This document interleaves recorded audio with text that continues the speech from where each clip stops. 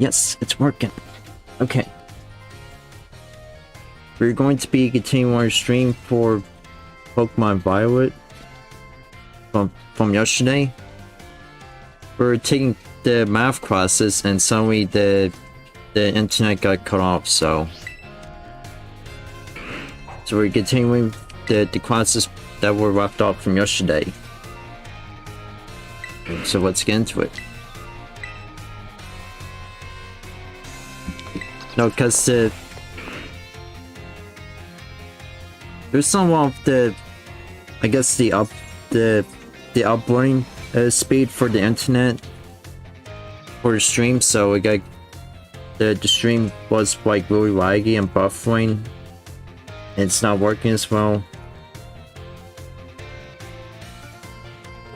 I was gonna continue that later last night when things are supposed to be okay, but it turns out it wasn't, so I had to delay this to tomorrow. And as you can see, it's working now. So with some of the, Daniel says, with some of the best tutorial Pokemon had, yeah. Alright, so basically from where we last left off, Miss Timey is teaching about the probability and accuracy in her previous class, in the map, in the subject of math.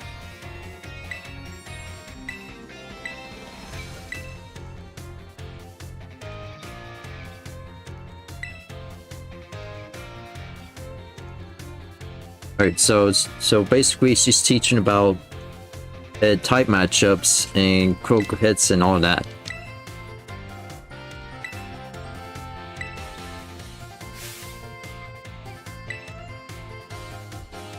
Yep, that's right.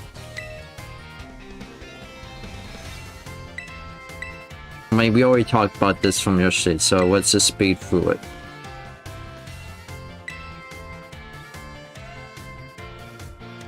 Okay, we have a new subscriber on board. Nice. Welcome aboard. Say you have a move with a power of 100. If a Pokemon that shares a type with this move uses it and hits an opponent that is weak to that type, what happens to that move's power? Now, someone said it was 200 from yesterday, before the internet got like real bad, but it's actually not 200. It's actually 300, because you're calculating the move against a Pokemon that is weak to the type that your Pokemon has, or the move that is using, plus the same move type that it shares. So if you hit an opponent that's weak against your Pokemon and uses that same move as the Pokemon using, it becomes 300. So instead of 150 or 200, it's actually 300 because it multiplies by 2 with the type's power. Yep, that's right. First, using a move that shares a type with its user multiplies the move's base power of 100 by 1.5, making the power 150. The fact that the opponent is weak to the move's type then doubles that power from 150 to 300. The original power of the move ends up being triple. Isn't that amazing? What's more, if a Pokemon terrestrializes and its Terra type matches one of its original types, then the bonus it gets for using a move of that same type increases from 1.5 to 2. Of course, being able to use a lot of the moves with different types is great as well. That's one way you can surprise your opponent. In the end, your own innate characteristics are what will really let you shine the most. Bear in mind that this is true for both humans and Pokemon. It sure would make me happy if you would take those words to heart. But I suppose I should really have shared this basic advice right from my first lesson. My apologies. And just like that, class is over.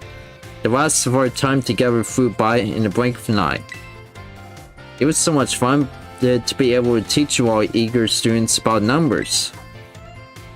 Next class will be our fun final exam. Be sure to review the material well in preparation. How do you even review the material? Oh wait, use the library, okay. Well, maybe if we use the library or something to study. I mean, you can read books here or there again and stuff. Why couldn't you? It's time to begin our final exam. I'm sure the fun experiences you all had in my class will serve you well as you answer. How many Great Balls could you purchase with 3,000 if each one costs 600? This one's tricky. Wait, it's 6, right? No, wait, it's 5. Nope, never mind, it's 5. Because that'll be 3,600 if or wait, what was it? Yeah, 3,600 if you buy 6 instead of 5. Alright.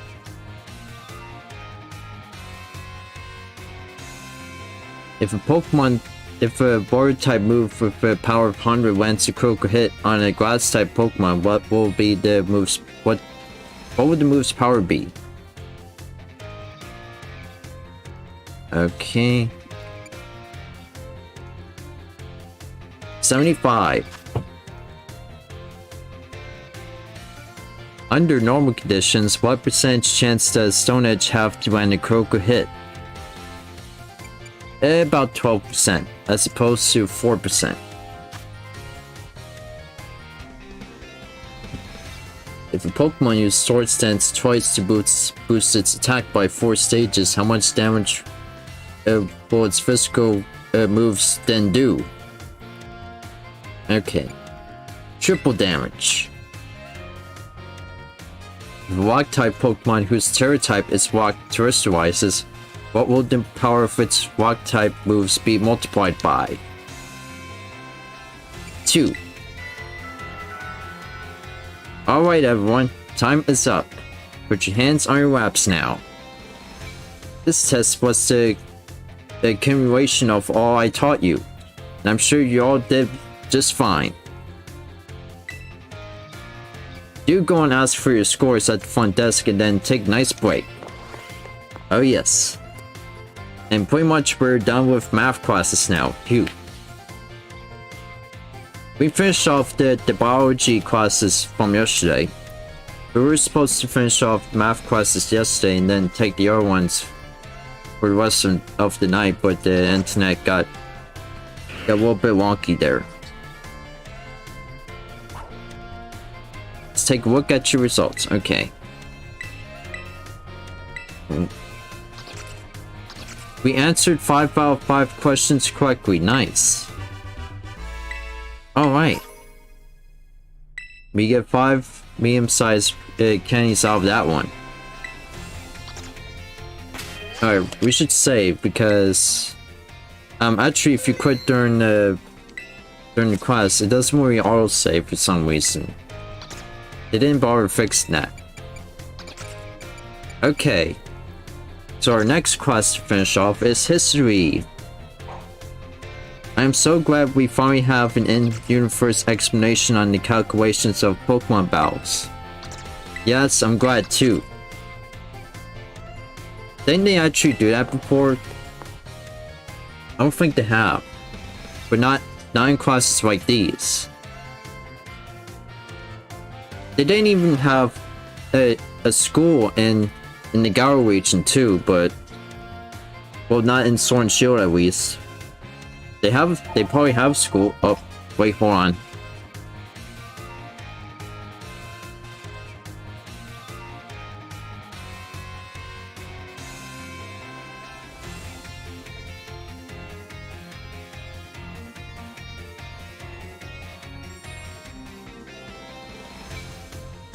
Okay, that was tall marker, sorry. Greetings, my little students. Whatever you did yesterday is now a part of history. I was hoping to continue unraveling the marvels that history has presented to us today. However, I imagine your ability to concentrate has been spectacularly derailed by my midterm. I suppose changing things up for fun and variety may be a good idea every now and then. So allow me to tell you an old fairy tale that has been passed down in Paldea for generations. Yeah, every region had a tiny school, well except for Gower. They didn't have a school. At least that we could access in Sword and Shield. Oh, and even Legends Arceus too, they didn't have a school either. Once upon a time, there was a king who very much enjoyed collecting treasure. He was particularly fond of treasure from other countries. One day, a merchant from the east heard rumors of this king and came to meet him. The merchant read out 4 treasures in front of the treasure-loving king. The 4 treasures were as follows: a vessel, a sword, a set of tablets, and a set of beads. Seeing such rarities before him, the king wept for joy. He showered the merchant with gold coins and claimed all 4 of the treasures for himself. Aha, perfect timing to make eye contact, young man. Answer me this. I said one of the treasures was a set of tablets. What do you think these tablets were?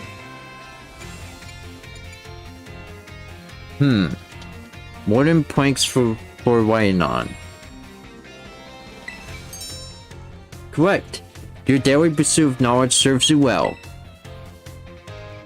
Yeah, cause I don't think electronics existed back in the day. These particular tablets were wooden and used as a writing medium in the East in ancient times. As you may know, they fell out of popular use as paper become more universally available. For the king to consider these paper substitutes treasure, they must have been superb quality. That, or perhaps they have had amazingly profound teachings written on them. So the king obtained these 4 treasures, and on that very night, it is said that a terrible disaster rained down upon his castle, reducing it to rubble by dawn. Oh no. Ooh, is that the time already? I wasn't done with my story. But alas, so ends today's lesson. If you are interested in how the story ends, you may come see me outside class hours. Alright.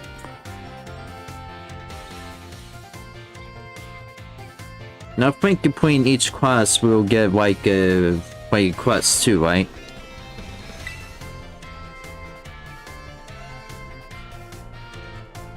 If anyone didn't notice yet, the legendaries of Ruin are the treasures. Yeah.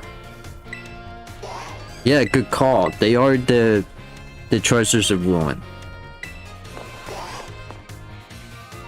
Or the ruinous legendaries, if you like to call them that.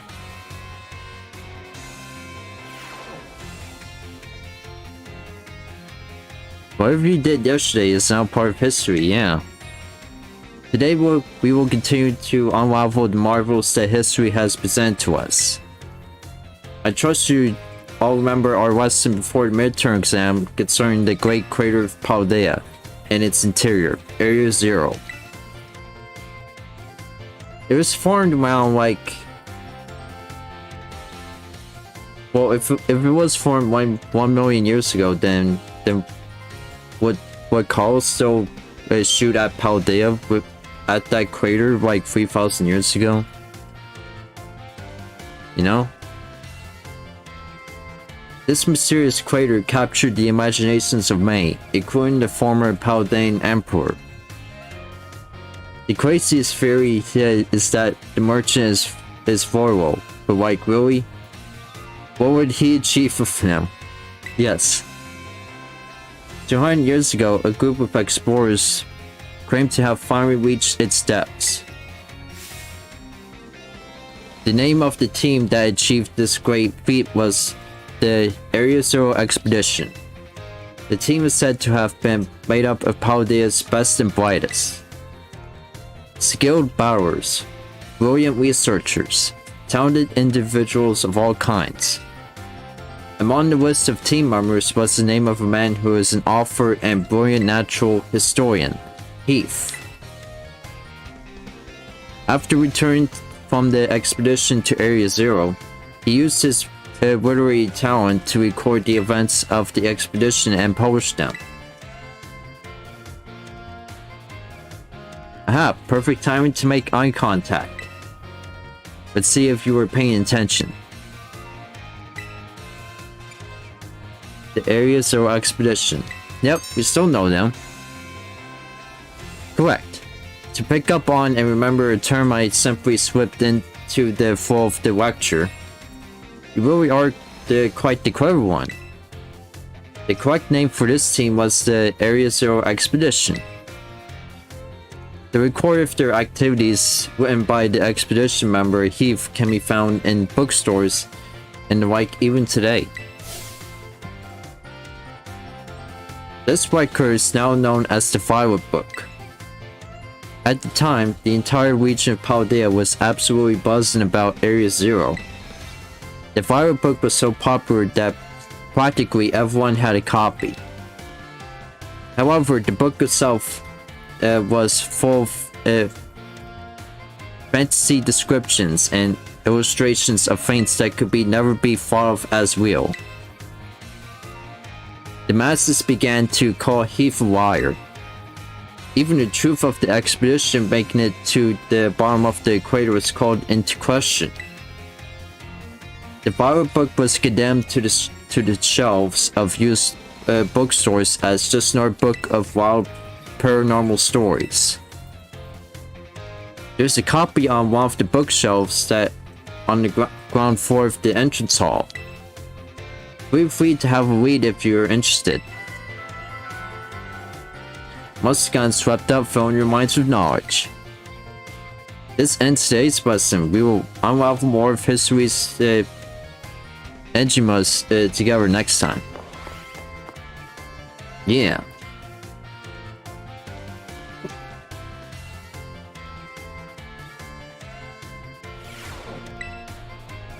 Alright, let's continue on with the history class. Yeah. We're almost done with history classes with Whitefort, so...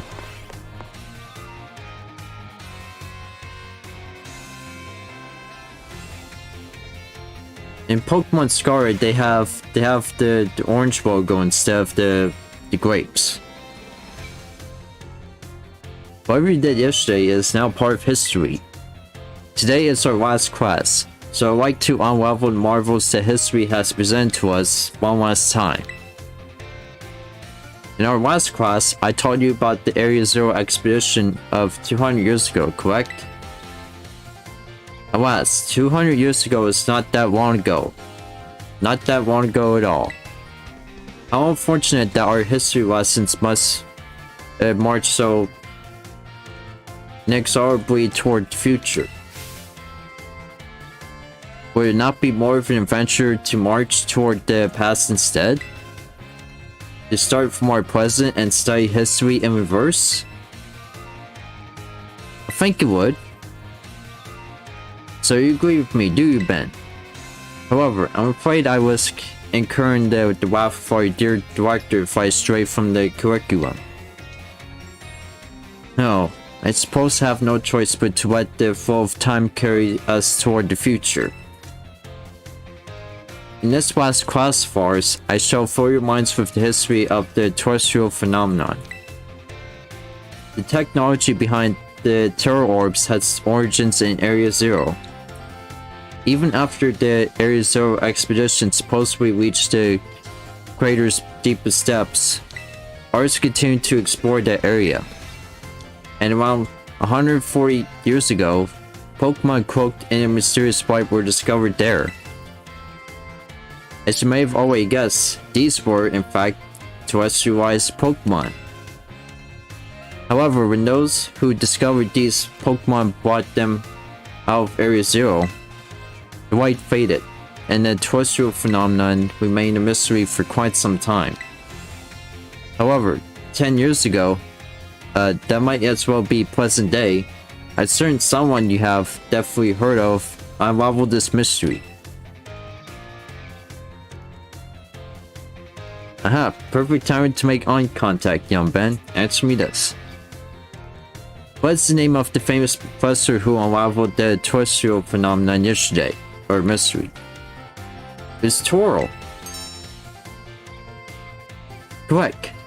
To think that you, a new transfer to our academy, could correctly answer this question.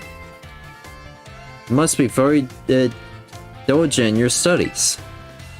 Approximately 10 years ago, a professor named Toro unraveled the mystery of the terrestrial phenomenon. He discovered that the shining crystals down in Area Zero, or rather the energy they emit, is what causes Pokemon to terrestrialize.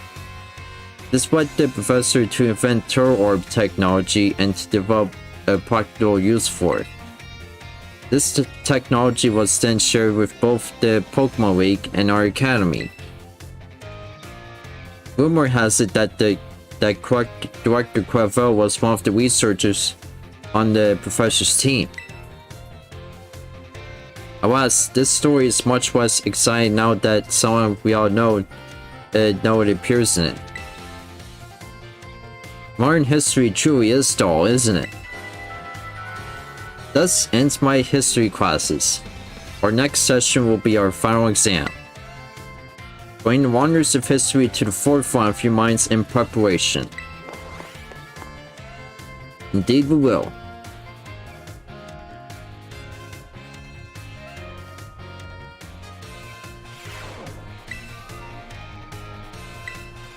Alright, let's take the final test for history, yeah.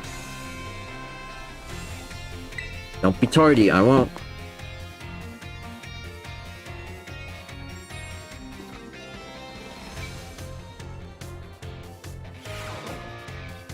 Greetings, my world students. It is time for our final examination. Summon your historical knowledge from the dark recesses of your minds and answer the questions. Okay. Area Zero, yeah. You know what? I guarantee you that those were the original names for Area Zero. I guarantee that.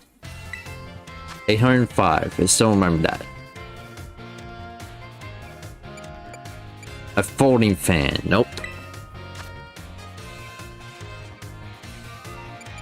Beef.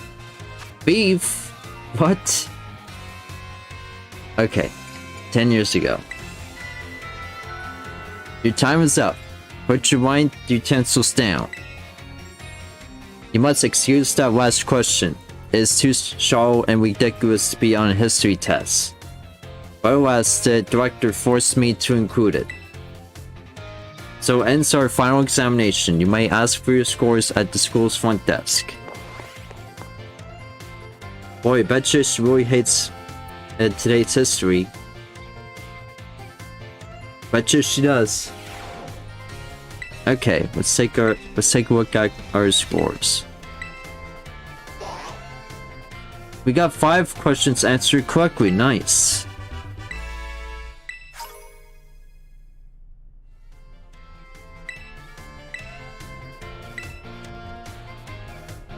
Wait, what's this name supposed to be? Hef?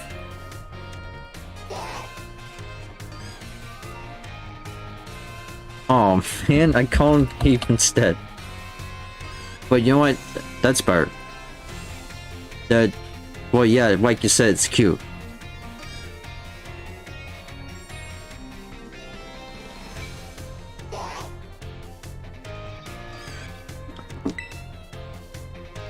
No, wait. If it was Hef, it would be A instead of the E in front of the H, right?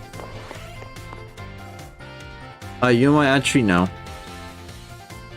Right, well, no. No, it still sounds... no, it would sound different, actually. My dear friends, how are you all today? You certainly look fantastic.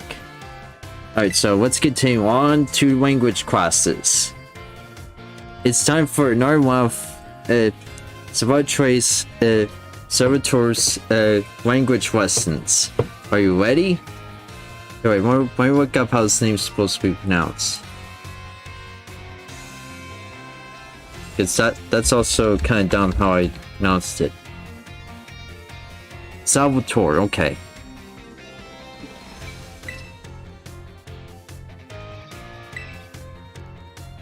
And him, are you ready?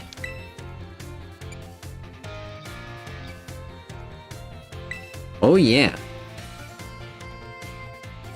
Freshman, very good. My lessons are not a one-way street. None. I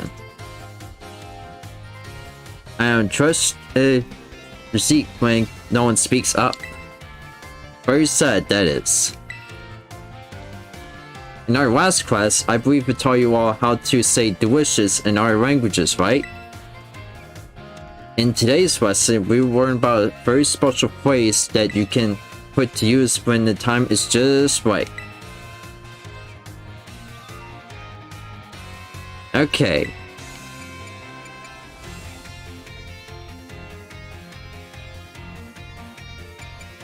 What does that phrase mean? Okay.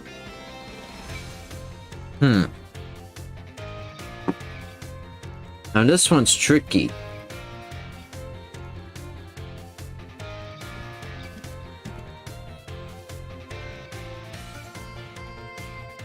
This one's tricky. Time to eat.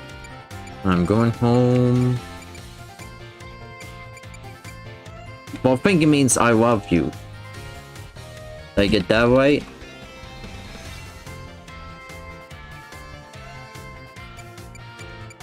Wait, actually, I remember. It does mean I love you.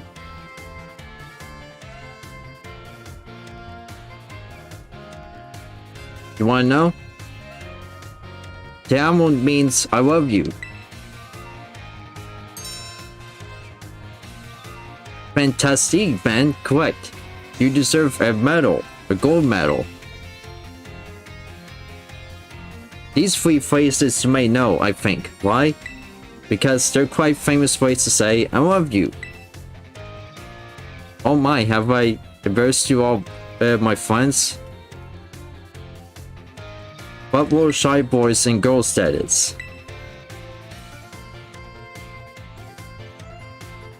So, it's so very important to express your feelings about things to others, you know?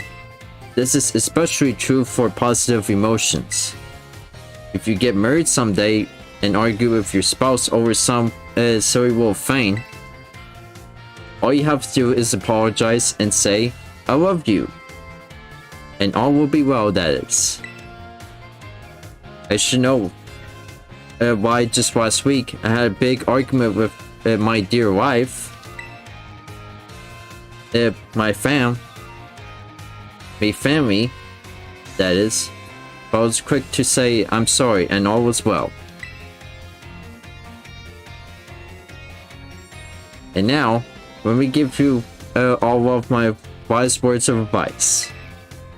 It's best to be quick to apologize when you have an argument with someone.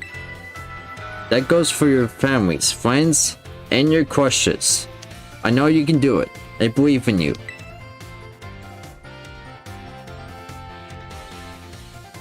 Our procedures, our next class will be the midterm exam. Be sure to review what we learned in our lessons so far. Adios. Yeah.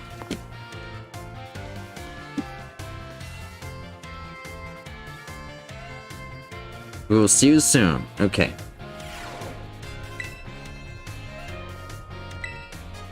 Languages midterm. Yeah. Let's take it.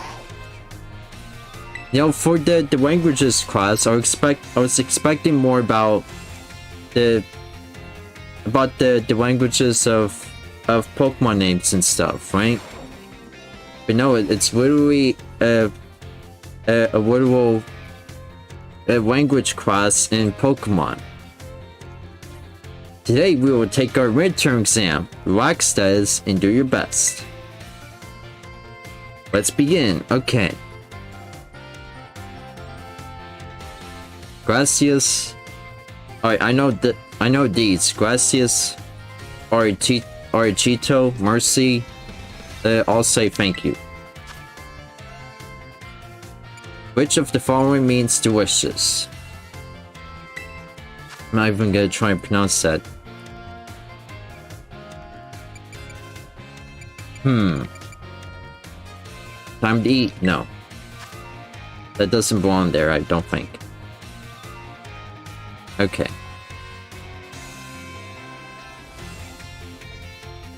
When speaking with a person, what is the first step to smooth communication?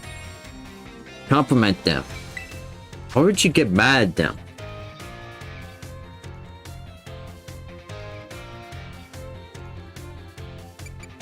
What is your beloved teacher's name? Salvatore, yeah. Time's up. Put down your pens, that is. I hope that was easy enough for you. Especially that last question. I'm sure you all did great. Bravo, my friends. You can check your scores at the school's front desk. Alright.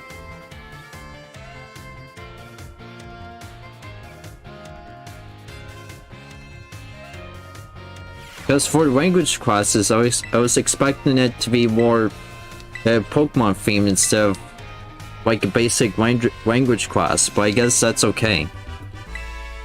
Okay. We got 5 small canes out of that.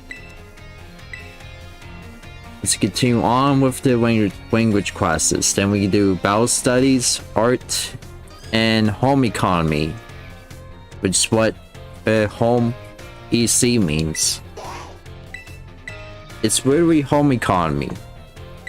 So, I mean, they could have done a short version better instead of EC. No one's not gonna know what EC means. How did you like the midterm exam?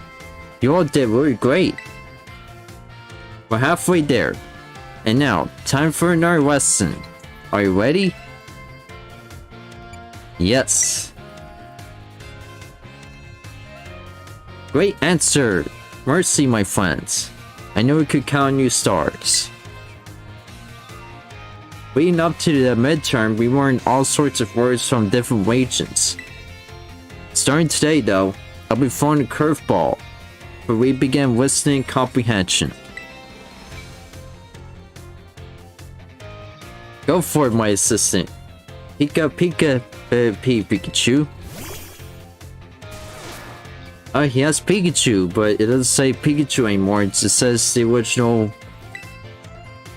sound effect before X and Y. As you just heard, Pokemon can also use words to communicate.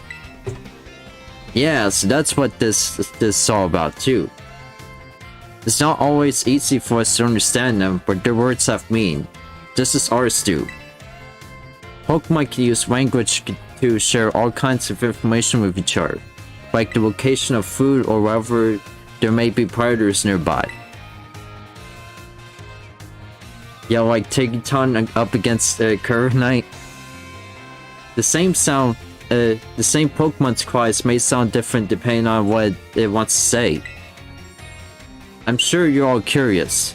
So today, let's learn some Pokemon language. If you would be so kind, Pikachu. Pika. What emotion do you suppose Pikachu was trying to convey just now? Say it again, Pikachu. Alright, let's do it. Happiness, I think. The sunlight Pokemon language is hard, isn't it? I got along.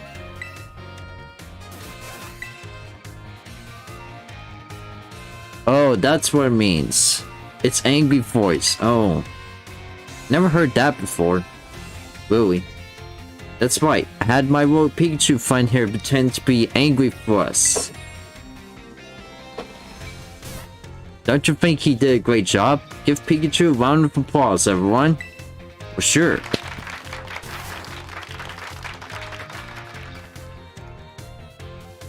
The same Pokemon can even communicate its feelings in many different ways.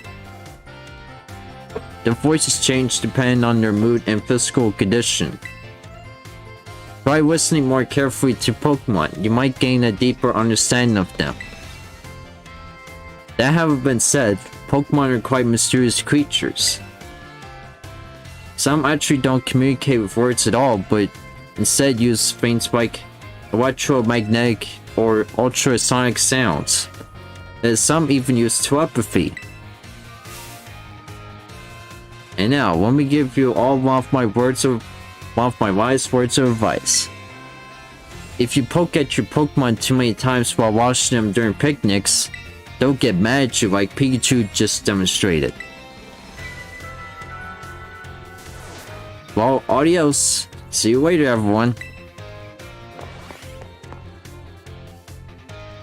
Well, that was interesting. I didn't know that. Okay. No, actually, let's save. Oh yeah, when you duck, it muffles the music.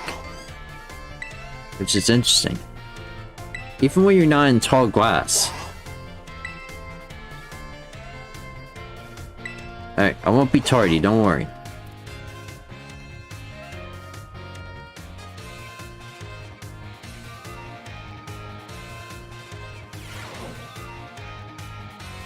Oh, there he goes again. Sorry.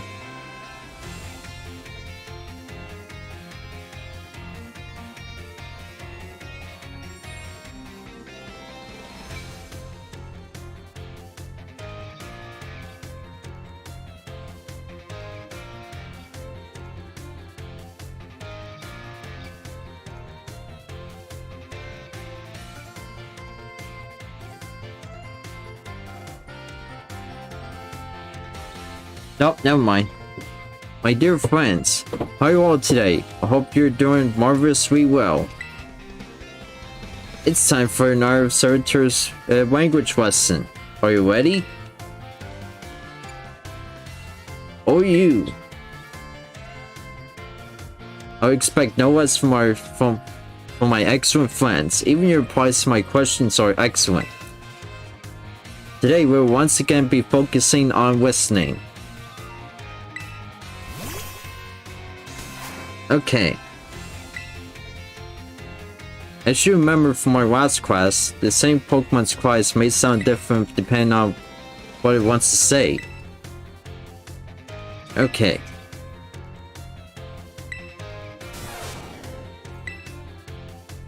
Now I bet you that's sadness, right? Ding ding ding, that's right, Ben. Alright, we got it right. When Pikachu says Pika, it's expressing sadness. Kind of makes you want to cry, doesn't it? That's right. I had my little Pikachu cry as if it was crying. Haha. Fine joke, right? Well, maybe. Don't you think you did a great job? Give Pikachu a round of applause, everyone.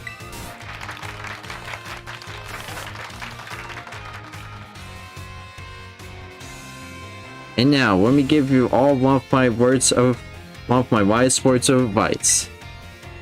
If you hear one of your Pokemon making sad noises like this one, you should treat them with even more kindness than usual. Well, you probably already knew that though. A piece of cake for you all, I'm sure. Of course, this goes for your classmates and ours as well. Friends should support each other in times of sadness. I truly hope that you can all have smiles on your faces all the time, my friends.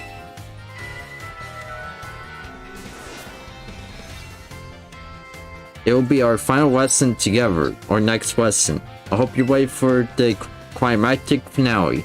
Adios. Okay, so number 6 will be our final class too. Before the final exam.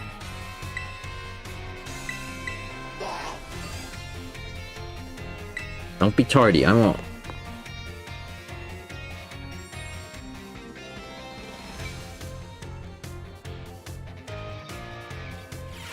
Oof, alright. My dear friends, how are you all today? It's time for the last of Salvatore's language lessons. Are you ready? Yeah. Oh. Let me answer just yes plainly. What response, fantastic. Great answer that is. Perfect for our last class together. I love it. We will once again be having a listening lesson. So I wonder how the final exams will go with Pokemon sounds. For our last listening class, tell everyone how you feel right now. Cha, ooh. Do you feel that? That's one contagious emotion in Pikachu's voice. What emotion do you suppose Pikachu was trying to convey just now?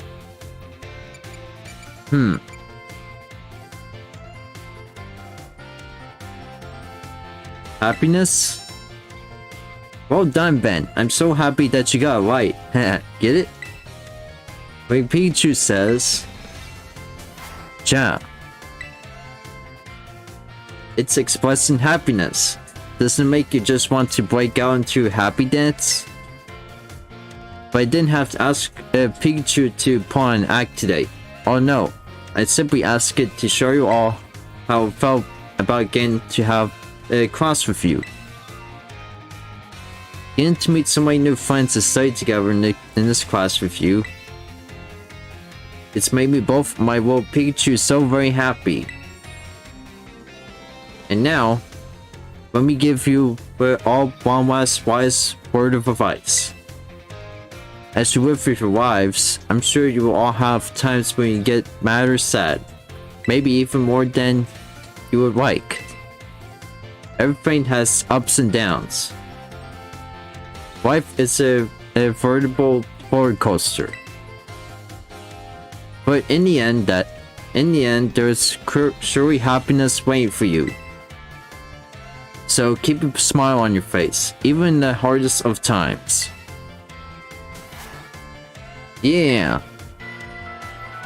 I wonder if that's the lower region that's shown on the board too. Oh, it is. All right.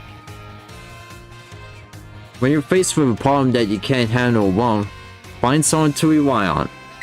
Be it a teacher, your friend, your friends, anyone.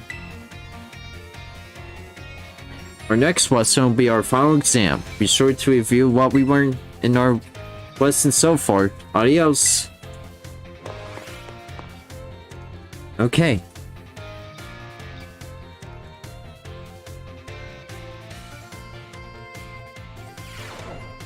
Now each of these probably gotta take a while. Okay. Languages final. Yes. Let's take it. Okay.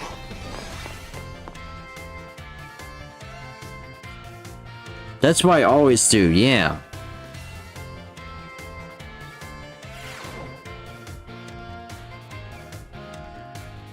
We will take our final exam. And do your best. Relax and do your best. Are you ready? Let's begin. Which of the following means delicious? This one. What of these two foreign phrases mean? I love you. Okay, that means angry.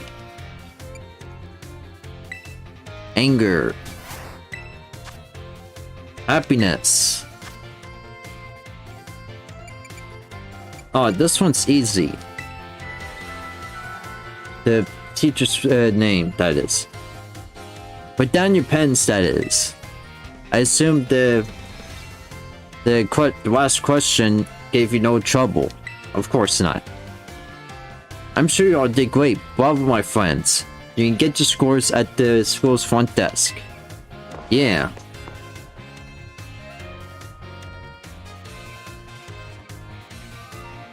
We will check our scores now. Don't worry, we'll get our rewards. So. We got all five of the questions answered correctly. Wow. Alright. We will keep at it too. No, actually we should save. So now we only have 3 classes left to do. Oh, nope. Didn't mean to do that. Wait, what did I get as a reward? Oh, Pearl Strain. Okay, we never got that. And wait, what's another one? It's probably a Herba Mystica that we got. Yep. We never got a sour Herba Mystica before, but now we do. It's great. Alright, save again. We don't have to. Just because we checked our new items that we got. Okay. Battle studies. Let's do it. With Miss Dandra too. Don't be tardy. I won't.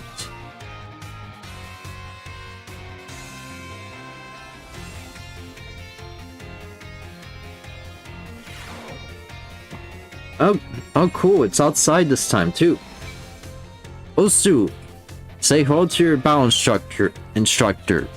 The one, the only, the hot-blooded Dendra.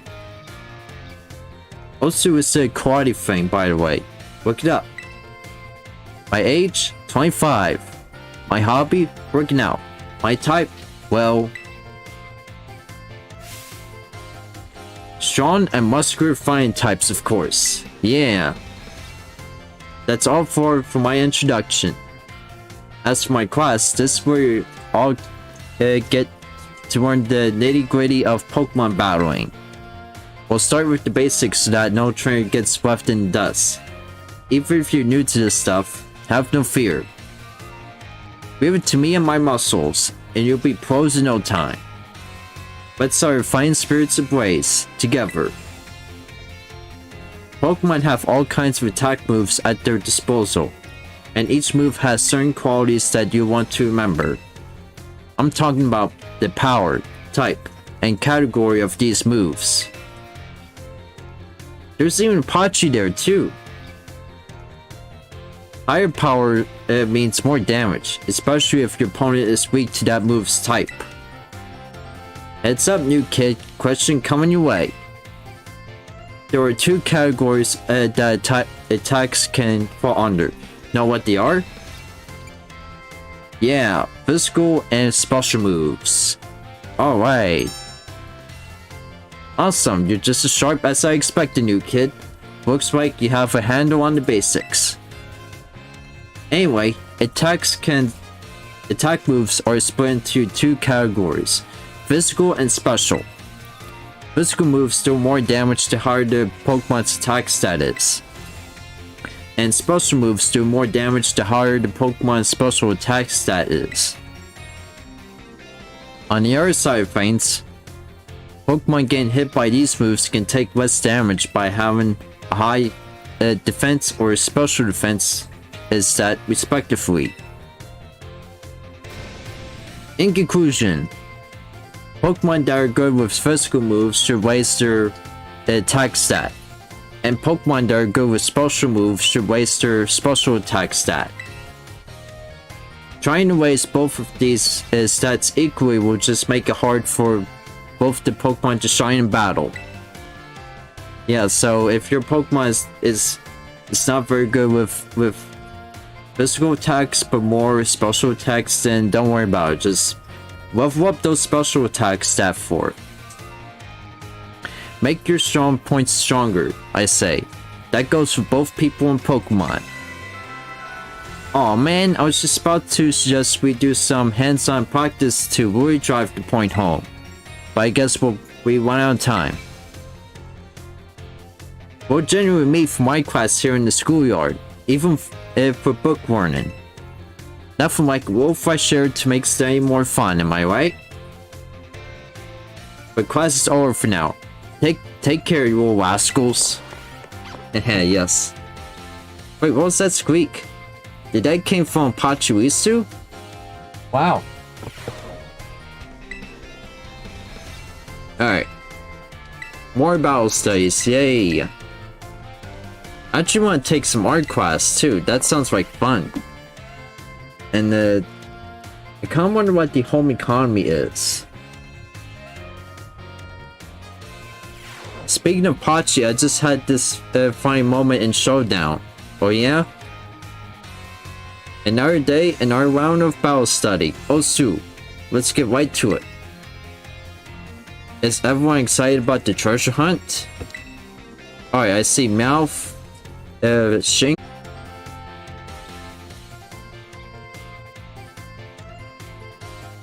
Having trouble with the stream again, oops. Mousehole tried to kill my Pachi, but I made him steal and resisted 2 population bombs. Ooh. Wow, dude. And then what happened next? Alright, so anyways. Gyms. Go to new places and run all over the place with your partner Pokemon. Yeah, it seems like that thing's gonna happen tonight, so I gotta watch out for that. And while you're running around out there, I bet you come across some big, shiny crystals very often as well. These crystals are actually collections of terrestrial energy that seep up out of the ground. You can check these crystals out to battle Terra Pokemon with friends or other trainers in a group of 4. We call those battles Terraway battles. The Terra Pokemon you'll face off against in Terraway battles are crazy tough. They sometimes act differently than regular Pokemon, so you need to be on your guard. Luckily, trainers can also use this special action in Terraway battles. It's called cheering. And there are 3 different cheers you can use. The first cheer is Go All Out. It boosts the attack and special attack of all allied Pokemon. The second is Hang Tight. This one boosts the defense and special defense of all allied Pokemon. And the third, well, let's see if you can guess. Healing, yeah! This cheer restores HP for all allied Pokemon. What do you think it is? Heal Up! Not much, I just use Terra in a defensive way, but most people make it 2-way, both offense and defense. Yeah, you can use the terrestrial ice and just like either both ways, or even just use both. That's right, Mary should make you the battle teacher, huh, new kid? The third and final cheer is Heal Up. It's a real powerhouse, with the ability to restore the HP and cure status conditions. Nice. You can cheer up up to 3 times during a single Terraway. Also, cheering uses up a turn in battle, so you won't be able to have your Pokemon use any of their moves when you cheer. They also had cheering in Sword and Shield too, but you can only use them when your Pokemon's down, I think. In conclusion, try everything at your disposal. If nothing seems to be working, try cheering for your allies. Providing support for your team can sometimes open up a new realm of possibilities. Oh man, I was just about to suggest we do some hands-on practice to really drive the point home, but I guess we're out of time. Class is over for now. Take care, you little rascals. We will.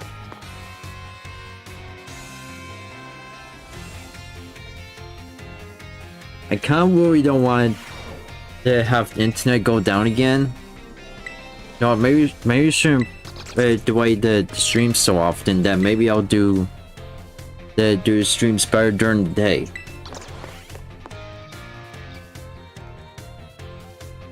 But you know, it's around the time when my relatives sleep, so I didn't want to wake him up. Alright, I see the potch now. Another day, another round of battle study. Osu, let's get right to it. Last time, and there's also Riolu too. Last time, we learned about the Terraway battles. Did any of you have a chance to try them out?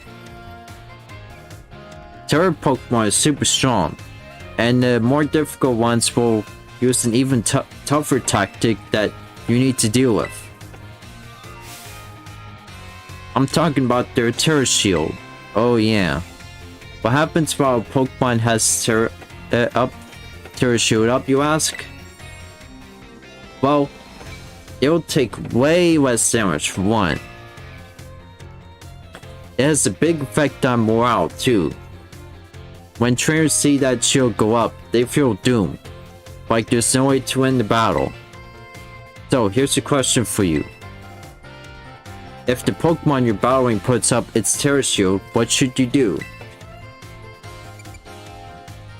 Brush your eyes and attack it. That's right.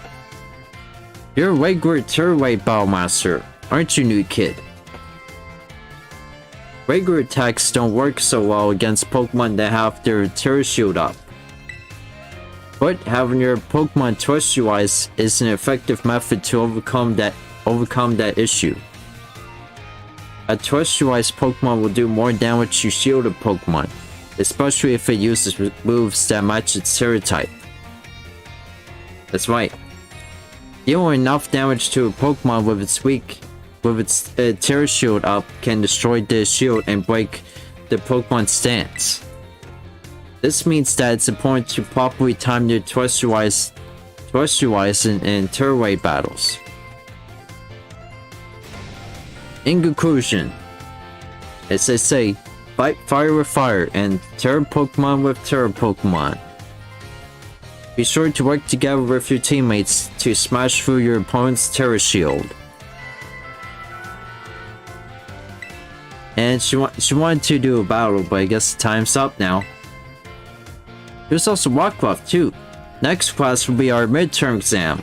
Aim for a perfect score. Osu, Osu. Okay.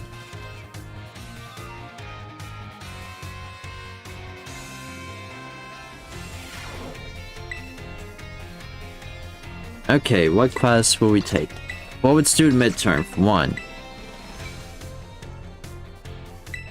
Don't be tardy, I won't. Don't worry.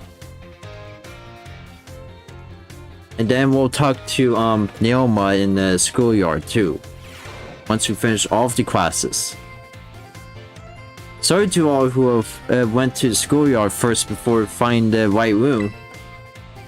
I guess we could do our tests in the classroom at least. It might be hard to write your answers out on the field. That's true. Alright, time to put on your game faces and do battle with those test sheets.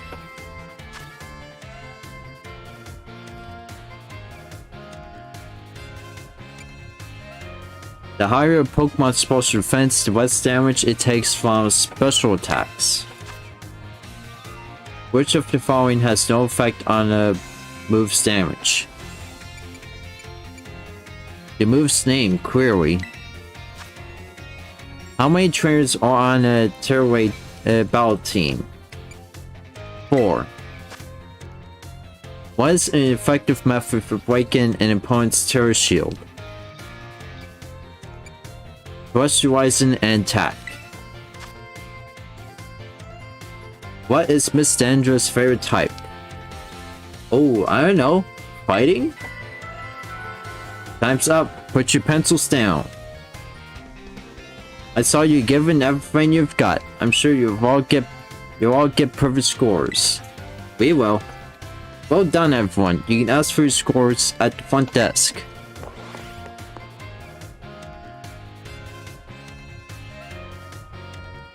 Okay.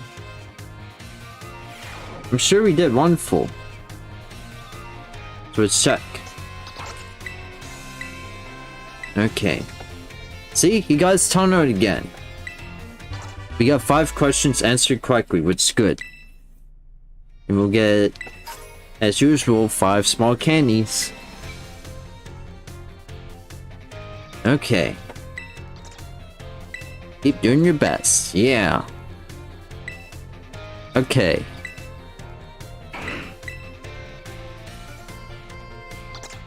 Don't be tardy, I won't. Alright. This is kind of tiring too, actually. No, I really wish they had... No, at this point, you wish they had voice acting in the next gen or something. Another day, another round of battle study. Osu, let's get right to it. You all gave everything you had on the midterm exams. Well done.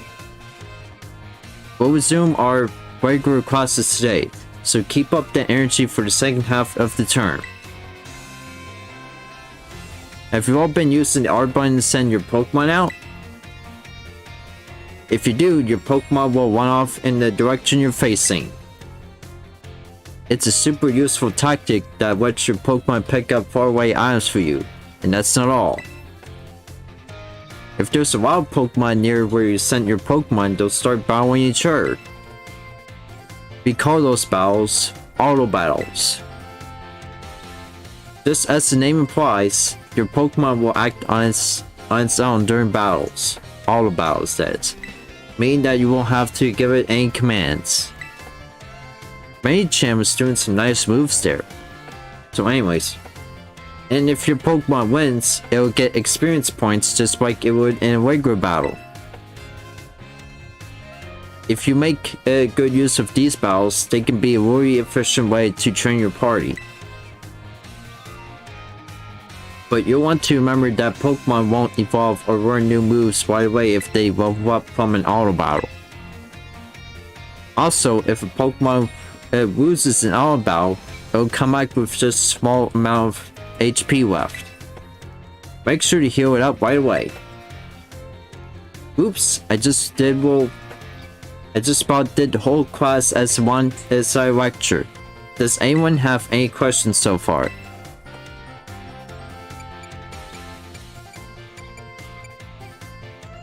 You actually can't catch Pokemon in auto battle. Let me see if I can stop it. How do we stop an auto battle? There's no stopping an auto battle once it starts. You'll have to wait and see how it plays out.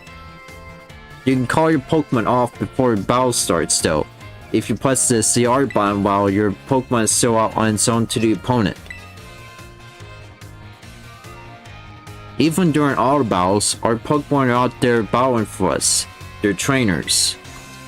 Keep an eye on them as much as possible, and if it looks like they're going to lose, be sure to have them retreat.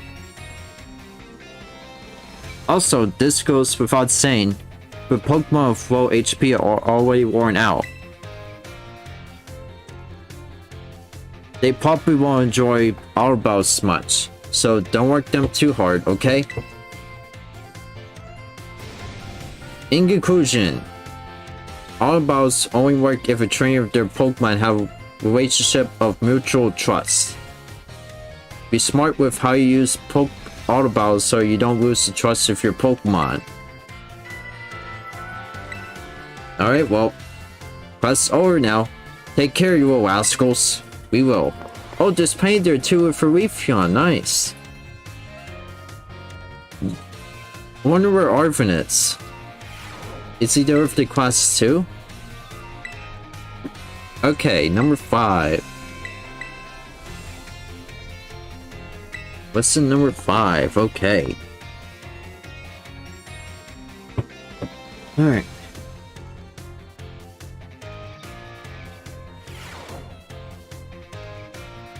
Another day, another round of battle study. Osu, let's get right to it. I hope you gave all battles a shot when we talked about last class. Making good use of auto battles will let you train up a bunch of different Pokemon. Yes, true. It's also an efficient way to gather the Pokemon materials needed to make TMs at TM machines. Speaking of which, have you all been using the TM machines? I have a couple times. I sure hope so, because it's pop quiz time. To create TMs, you need Pokemon materials and one other thing. Does anyone else remember what that is? Weak points. Looks like you've already a TM Machine Pro, new kid. The correct answer is weak points, or LP for short. You can give LP and Pokemon materials to a TM machine to create TMs, but that's not all. You can also exchange Pokemon materials at a TM machine to get weak points. I recently heard about some shady individuals getting LP illegally using a technique called hacking or something like that. Yeah, literally. I don't want any of you getting involved in bad stuff like that. Got it? Anyway, you can also add TMs that you want to make to your watch list. This will let you keep an eye on the materials you need to gather. Yeah. In conclusion, in order to make TMs, you need Pokemon materials. And you have to do all kinds of battles too if you want to collect a lot of materials. Oh well, I guess we'll do another battle practice another day then. She calls us little rascals too. As if we did something wrong to her. Alright, number 6. That's our last normal class before the final exams. That's pretty good. Don't be tardy, I won't. Alright, the stream's doing good so far.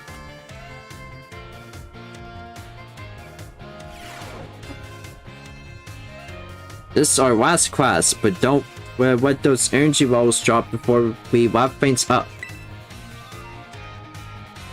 You've shown that you have more than enough knowledge to be super strong battlers. I don't know that I have much left to teach you, but we can always aim for greater heights, ever greater heights. So today, I'm going to teach you about the rules of ranked battles. Ooh. She's going to teach us about online battles now. Nice. When two trainers participate in ranked battles together, they can engage in either single battles or double battles with each other. And if you're playing in a group of 4, you can all battle each other in multi-battles. Now, when you're having battles during your independent study, you can use whatever number of Pokemon you like, and they could be any level. But in ranked battles, there are special rules to keep in mind. Some of these special rules evolve in Pokemon's levels. Now, the no restrictions rule set lets all Pokemon stay at their current level. It lets trainers use multiple Pokemon of the same species and multiples of the same held item too. But if you choose to use normal rules, all Pokemon will be set to level 50 for your battles, regardless of what level they actually are. Huh, interesting. This even includes low level Pokemon. Oh, that's good. They'll get a power boost to participate. Normal rules let you use multiples of the same Pokemon species and of the same held items too. The great part about this rule set is that it lets any of your Pokemon participate. All they have to do is learn some good moves. Well, and also have best individual values too. Lastly, the rule set called Flat Rules mostly affects Pokemon over level 50. Such Pokemon will be set to level 50 for the duration of the battle. The flat rule set is the one often used for official tournaments. This rule set does not allow trainers to use multiple Pokemon of the same species or multiples of the same held item. Alright, here's a question for you. Which rule set should you pick if you want to use low level Pokemon to keep its level low? Normal rules. Ooh, got you there. Up. Normal rules adjust all Pokemon to level 50, even lower level ones. Sorry. If you got some clever strategy that needs to use a level 5 Pokemon for, your best bet is to choose the flat rules rule set. Of course, you can also choose no restrictions if you want to battle any Pokemon you want, at any level and with any held item. That's a pretty good rule set for when you want to battle freely with friends. In conclusion, normal rules adjust all Pokemon to level 50. Flat rules lets you use lower level Pokemon at their actual levels. I hope you use these tips to have some exciting battles with your friends. All mainstreams gotta have a battle practice, but I guess not. Next class will be our final exam. Aim for a perfect score. Osu Osu. Flat rules, aka BGC. No restriction, aka anything goes. And Smogon too.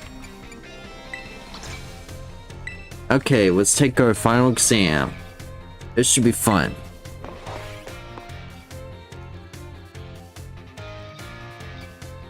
Okay.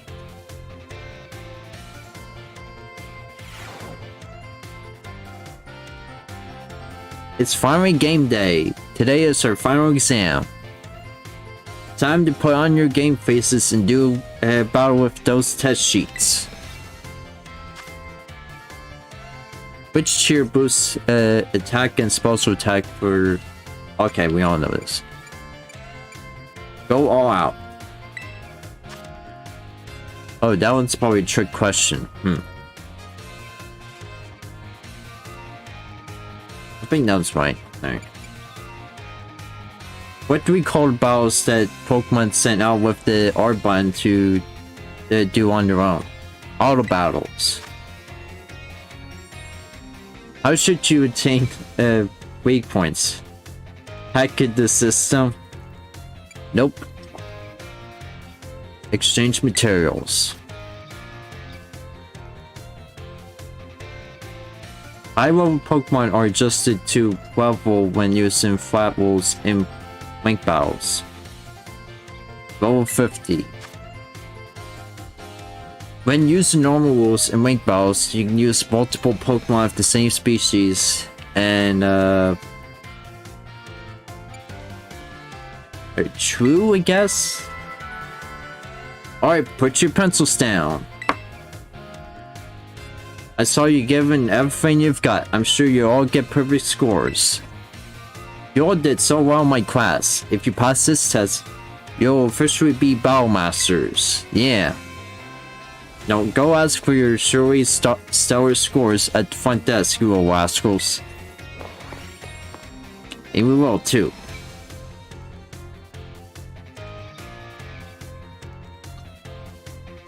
They even have your own alphabet language too. I kinda wonder why. Alright. See, Gengar's tone again. But we answered 5 questions correctly too.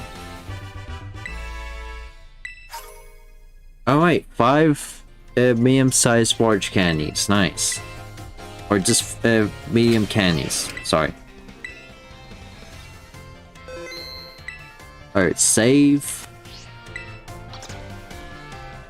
Alright, and really, we have 2 classes to take left. Alright, let's do the art class. Mr. Hassel. Nice. Don't be tardy, I won't.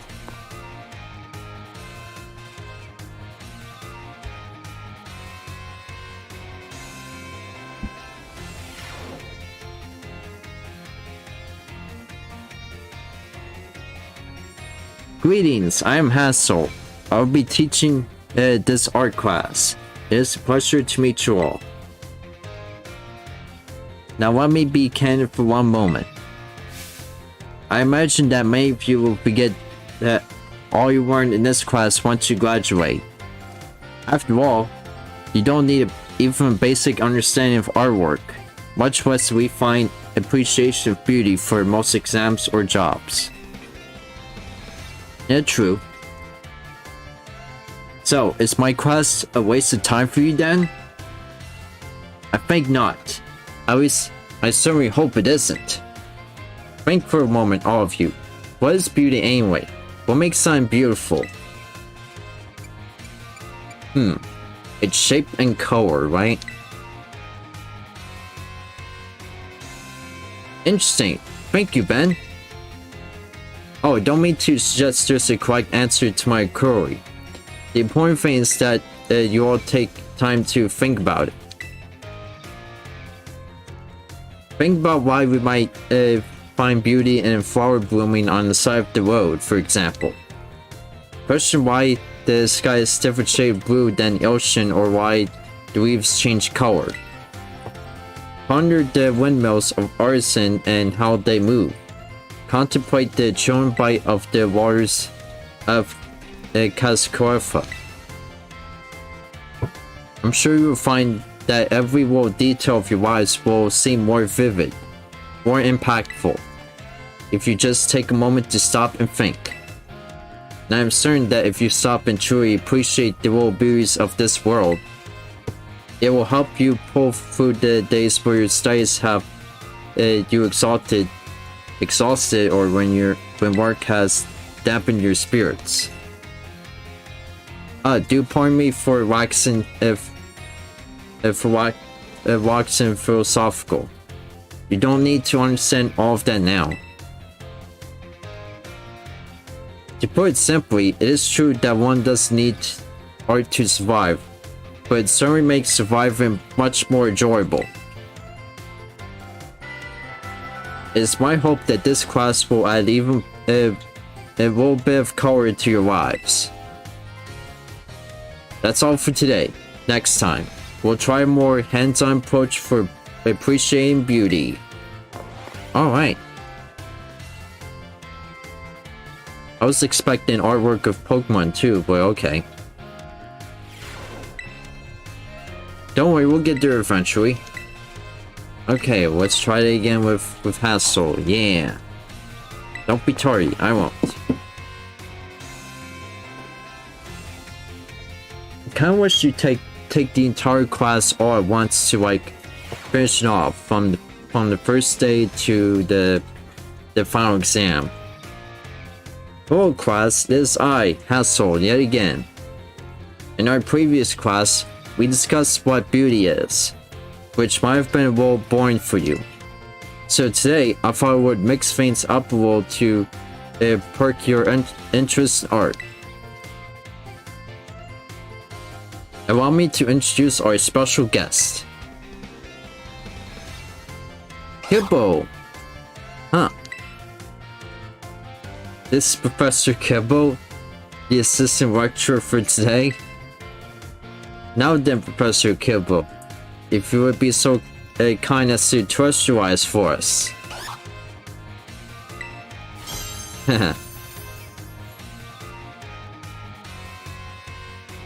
Oh cool, like that. It's a flower type too. As some of you may already know, a Pokemon can terrestrialize if you use a Terra Orb. Normally, Professor Gibble will be one of the Dragon type, but by terrestrializing, it succeeded in changing its type. So class, what type do these lovely glistening flowers above Professor Gibble's head represent? The grass type. Excellent, Ben. 4 marks for you. These beautiful flowers blooming above Professor Kibble's head show that it has now become a grass type. The shape of the Terra Jewel above Pokemon's head depends on the Pokemon's Terra type.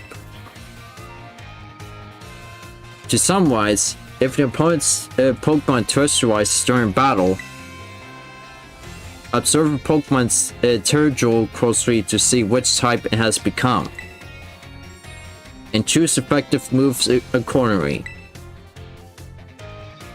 It is my sincere hope that today's lecture will help you all achieve beautiful victories.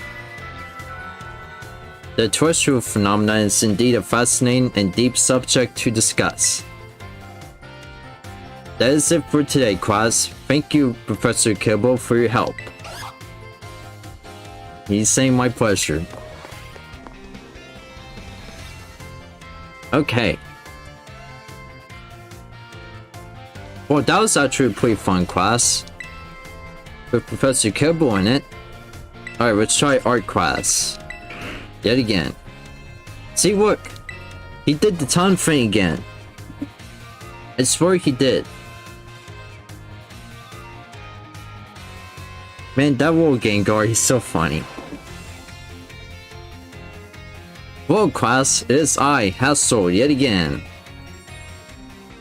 I've been told that my previous lecture about the terrestrial phenomena was very well received.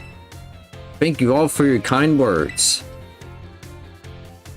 Art class is possibly the easiest class yet, though it gets hard as you get to the more advanced art classes. So, in fact, Miss Sandra specifically requested that I impart even more bio knowledge to my students. So I have decided that today we will take another look at how Pokemon can terrestrialize. With Professor Kibble once again. And of course, here is Professor Kibble to help us. Now then, Professor Kibble, if you would be so kind as to terrestrialize for us. Bam!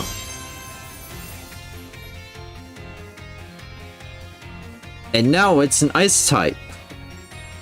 Now what do we have here?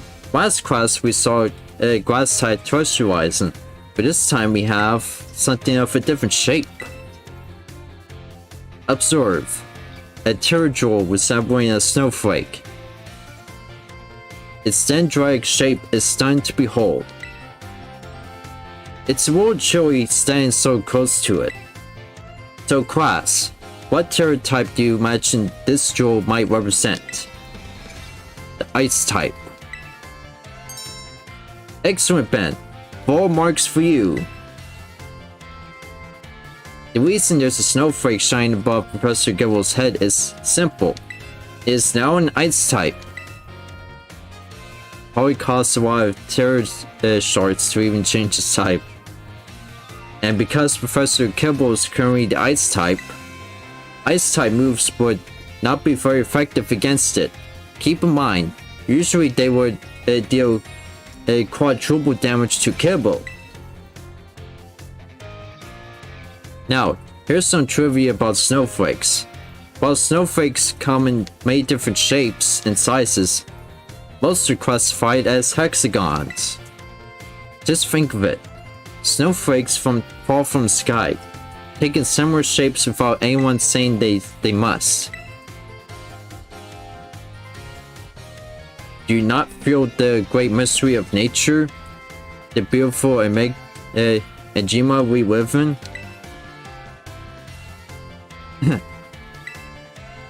This is a bit of a tangent, but Mr. Jack's glasses are also hexagonal, aren't they? Yep, he's now an ice type.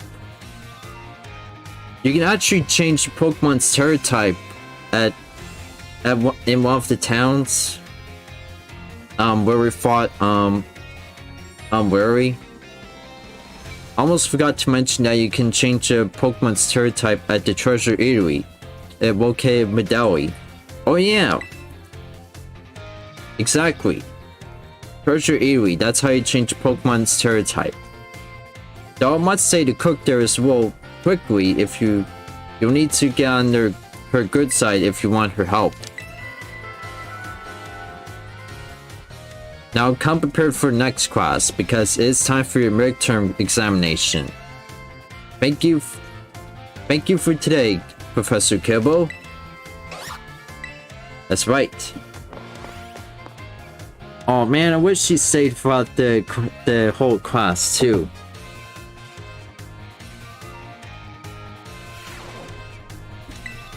Alright, so now let's take the midterm exam for art. I wonder what happens if we complete all of the classes. That'll be fun to know. We should try get a little bit closer to our teachers and such too in the academy. I do hope you are ready because it is time for your midterm exam. Focus and do your best. And begin. What's the name of the gemstone that glows over Pokemon's head when it crystallizes? Terajewel. When the answer to question 1 is in the shape of flowers, what does it represent? The grass type. What shape are most snowflakes classified as? Hexagon. Where is the eatery that allows you to change a terror type? The deli. What makes slime beautiful?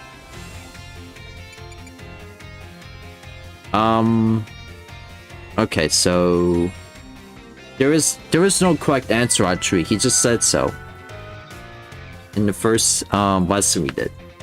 Time's up. That's it for today's test. Pencils down, please. I would rather not have students worry about passing or failing in my art class, but tests are tests after all.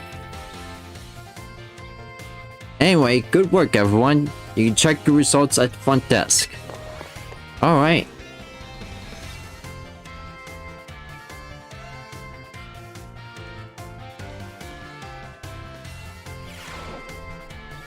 Alright, so we did 5 questions answered correctly, right? That's right. We answered 5 questions correctly. And that's right. And we will too. Okay, let's save. In case things go horribly wrong, we will save anyway. Alright.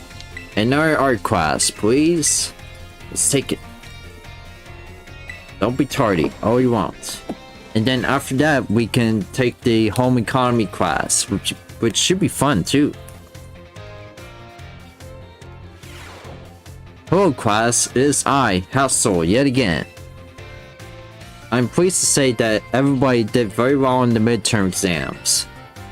As a reward for all of your hard work, we will have a special guest visiting us today. Professor Kibble? Now then, Brassy, please come in. Greetings! Oh, it's him again, okay.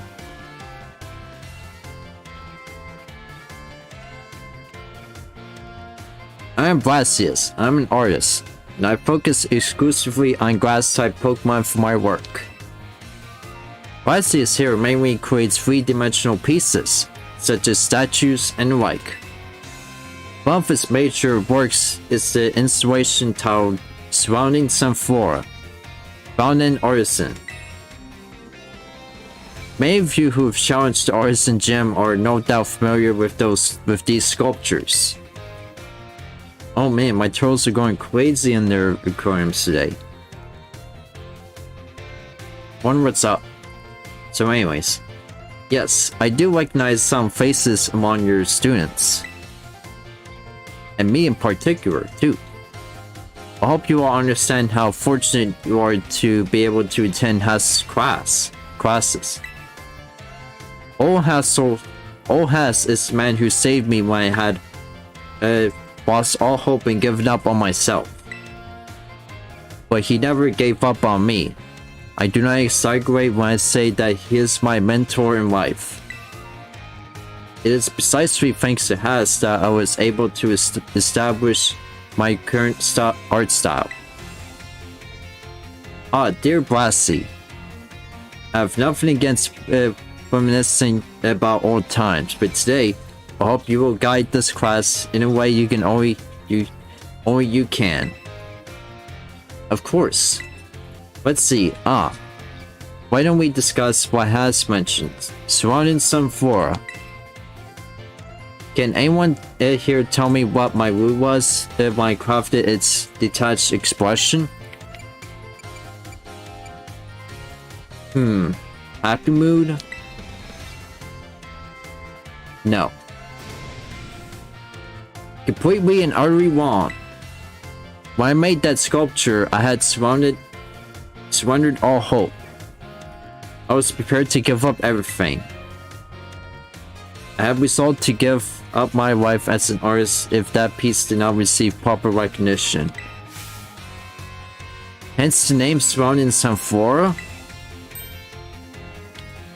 That's exactly it, Has. When I started out as an artist, I experienced many hardships. I even became deathly ill and fell into a slump that drove me into desperation. I began worrying only about what would sell. I was concerned only with fame and fortune. But all of my pieces during this time had no depth. They were all shallow trash. It was then that I met Has. He helped me realize how petty I was being. I'll spare you the details, but in the end, I was able to leave all that behind. And that is also when I crafted the Sunflora. Remarkable. Even I didn't know the full story until now. This kind of thing is hard to tell someone, especially when they're so close to you. Now, I don't doubt that you adolescents will often find your heads crowded with worries. My advice to you is simple. Be honest with yourself and do whatever your heart desires. So as long as you don't cause trouble, that is. That is all from me. I must admit I am beginning to feel a bit embarrassed. So I bid you farewell, Has. And farewell to your pupils, Swell. Oh, Blassie, I can't believe it. Such a wonderful class. Oh, now he's crying again. Okay, well, we'll leave him crying then.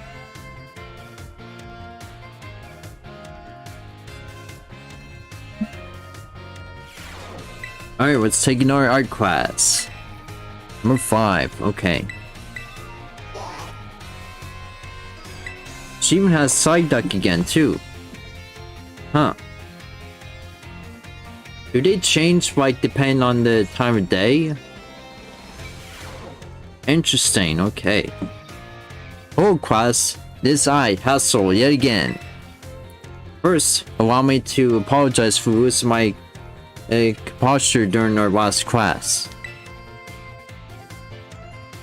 I was so touched by Blassia's story that I was simply couldn't contain my emotions. I'm sorry for making such a scene. I certainly got a very stern talking to from Miss Time after that class, yes. Yeah, true. Anyway, let us shift gears and dive into the material for today's class. Now, have any of you heard of the 10 sites of Paldea? Huh. As the name would imply, there are 10 sites in Paldea that are considered particularly beautiful. Among them, I would say that the Grand Oval Archer is likely the most accessible. You can see field after field of olive trees from the hill on the way to Quxaly. 2 waterfalls also counted among these 10 sites. Fury Falls and the Quxaly Falls. Then there's the peak of Quxaly Mountain, the Paldea's highest peak. There's another cliff on Quxaly Mountain that's named after its rather unique shape.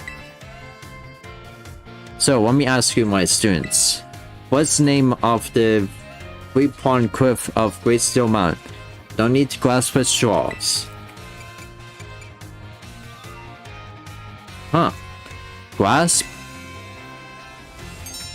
Exactly. It looks like a hand taking hold of sun, doesn't it, Ben? The 3-pronged cliff on Great Steel Mountain is in fact known as Graceto's Grasp. Though shape is far too stubby to be that of a human hand. I imagine someone thought it looked like a Pokemon hand grabbing something. There's also the mountains in Area 3 of the East Province where you can get a good look at Vivencia. It's practically beautiful, gorgeous at night. In fact, the view is so brilliant it is known as Million-Fold Skyline. I hear it's quite a hot spot for dates, and deservedly so for having such a romantic view. I imagine it's, what do the kids say these days? A freak selfie spot? Huh. Of course, you may feel that not all 10 sites live up to their grandiose names. How often do we visit some tourist spot only to be disappeared? Not to say that you shouldn't visit them, only that you should keep your hopes in check. The important thing is to go yourself and see them with your own eyes, with your own two eyes. And sometimes a disappointing experience can be worthwhile in its own way. Take a chance. Well, that's it for today, class. Thank you for your attention. Okay.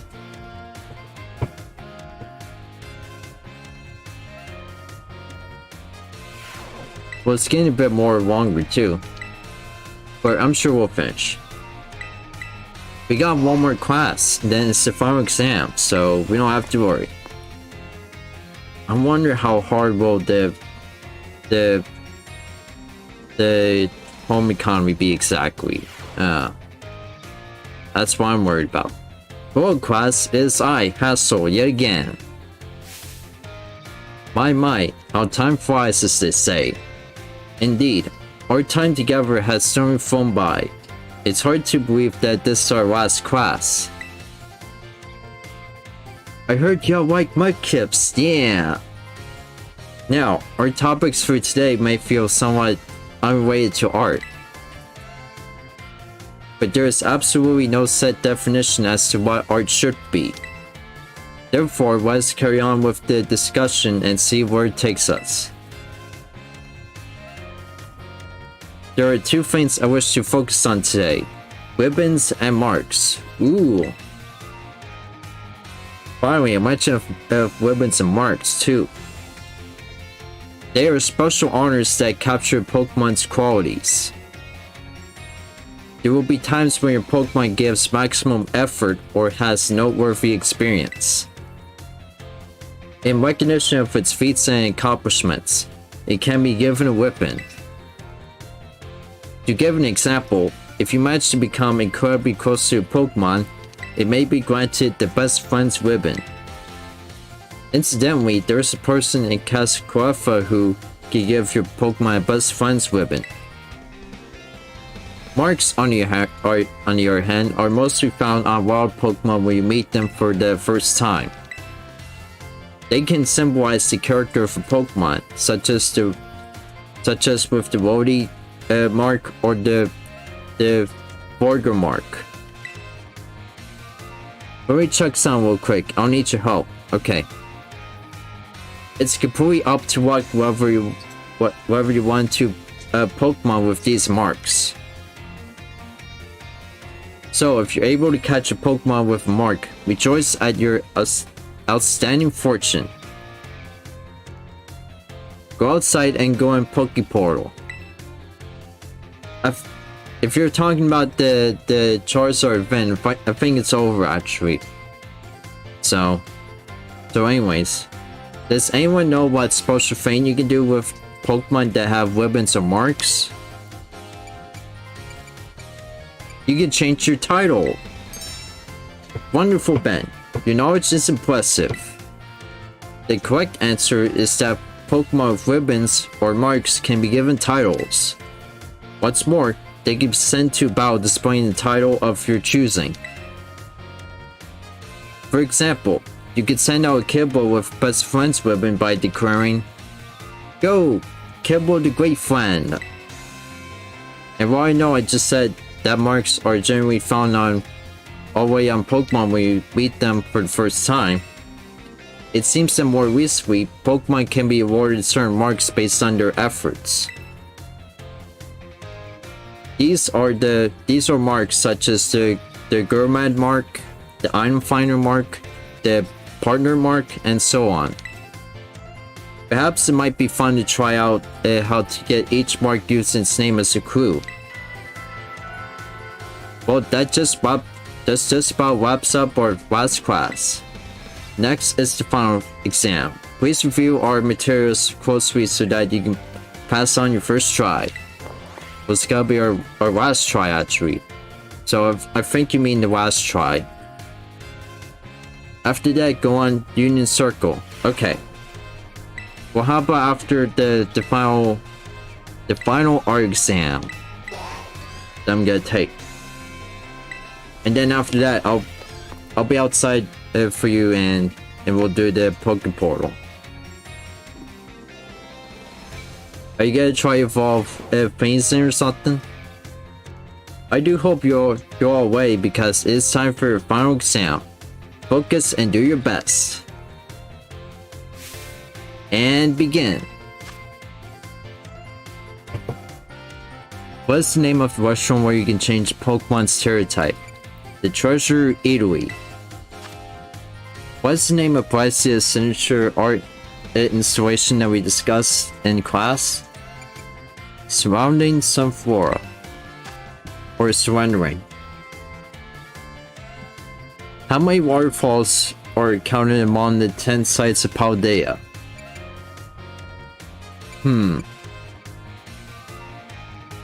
Alright, so... There's 2, right? Where can you find the million-fold skyline? Sounds like it's in Provincia, right? The marks a Pokemon has are present when you meet first time, and none can be added later. False. Time's up. That's it for today's test. Pencils down, please. Thank you all so much for learning about art with me. The time we shared has left a mark that I will treasure, I promise you. And it is my sincere wish that all of you go on to even greater, more prosperous futures. And that's that. Good work, everyone. You can receive your results from the front desk. Okay.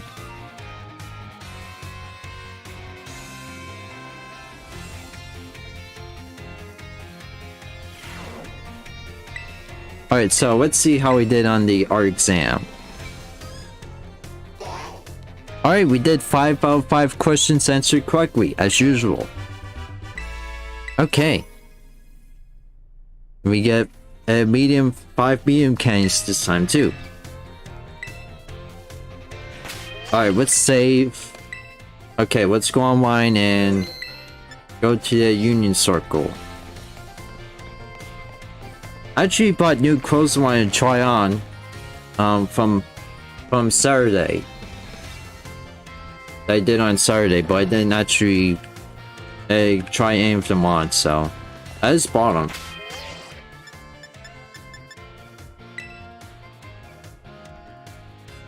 But we'll change our uniforms later after that, so after we go into the Poké Portal. Okay, so I'm on the Poké Portal now. Alright, the Union Circle. Join a group or form a group. Join a group, okay. Yes. Okay.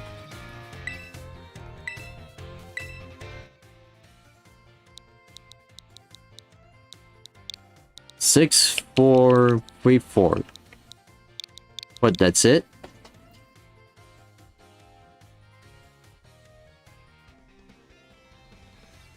it actually asks for 6 symbols instead of 4. So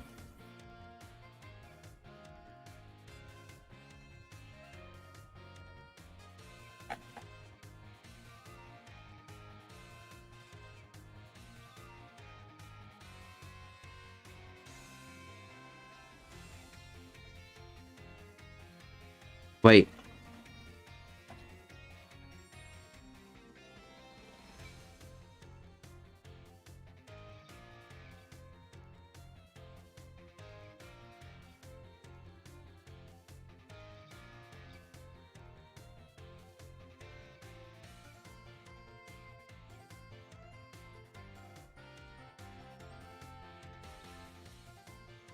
Create one yourself. Okay. Form a group. Yeah. And then you get to copy the link code too. Alright, so it's signed to GJF9.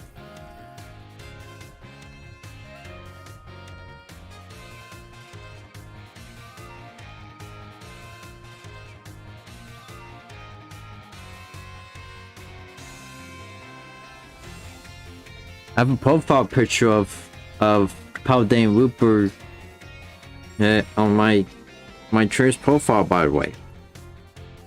So I think it's pretty neat. But it's also cute too.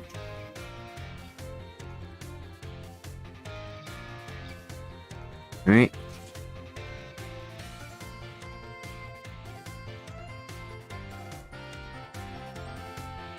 Okay, so I'll be waiting for you to join.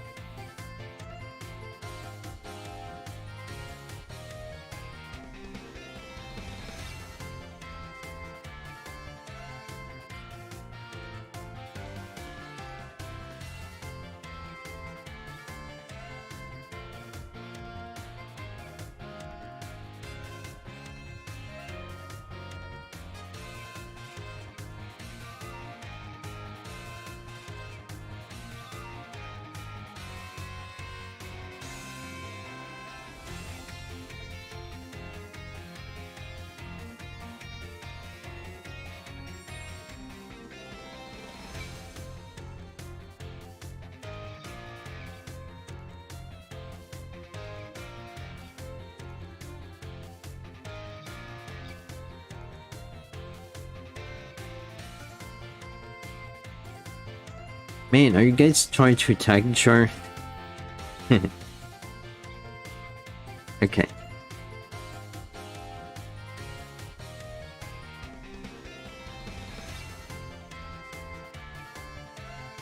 You are on online mode.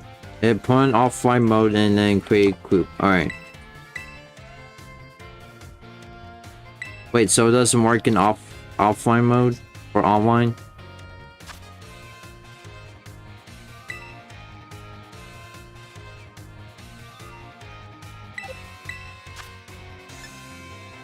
Alright, form a group.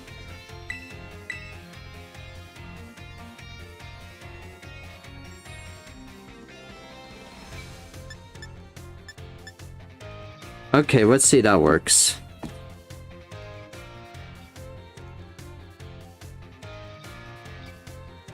Well, me and Fall will work for far away, so you can enter 6 spiders.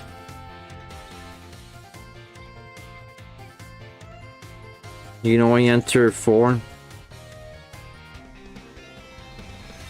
Oh wait, maybe you don't have the Nintendo Switch online. Maybe that's it.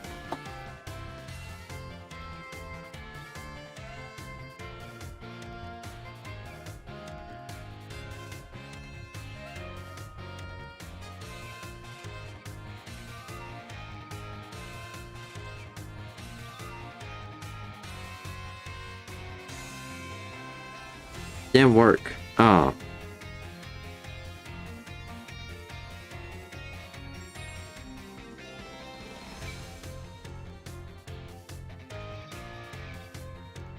So nothing's working.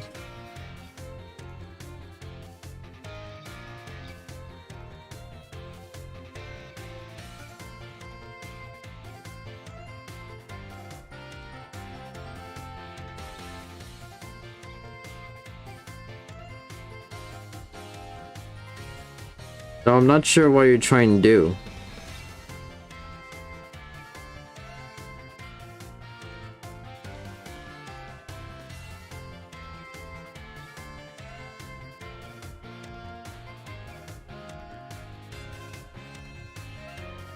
It won't work. Alright, so what's next?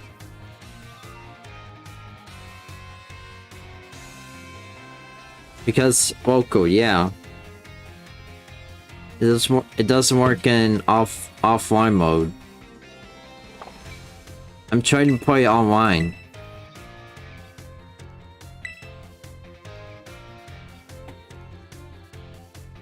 Well, I can switch to online mode anytime because I have the Nintendo Switch online account.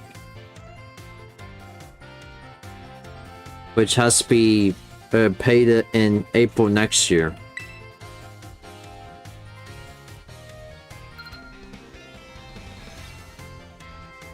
Here, did you want to try online mode again?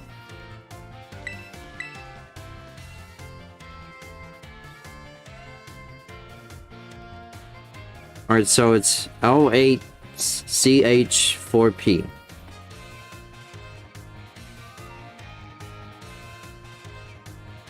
Or it doesn't really work for you.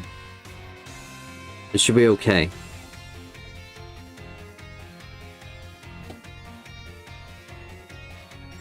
No, okay.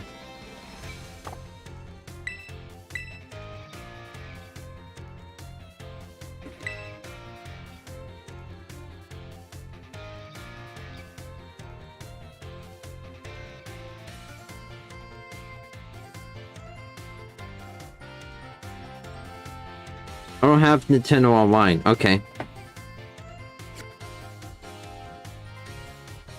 Yeah, cause you still have to pay for the online subscription. For whatever reason, you don't have to do that on the Nintendo 3DS, but they decide you have to now. Or on the Wii U also too.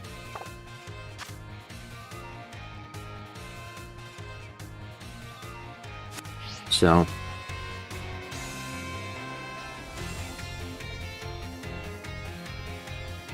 alright, so I guess it's time for the home economy classes now. So let's continue our lessons for the home economy. Okay. And some of these questions makes you wonder, what does it have to do with Pokemon exactly? Like especially the language classes. So I guess were we just basic language classes in real life, as opposed to learn about Pokemon languages and what their names mean too.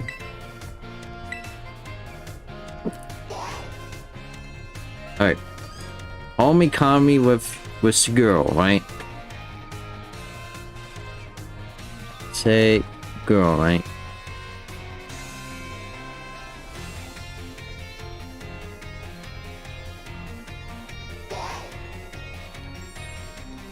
Well, it says Saguaro. Saguaro, okay. No. It's Saguaro, okay. Mr. Saguaro.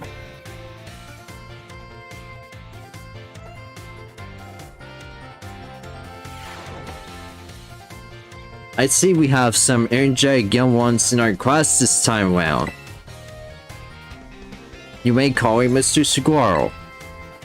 Your time here with me will be spent obtaining knowledge and skills indispensable for daily life. Many of you have left the care of your parents to live here on your own in the academy dormitory.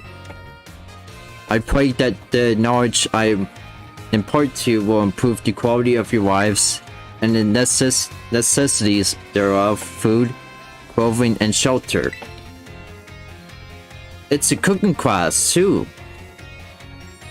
Of those three categories, I assume the most pleasant and interesting for you all is food.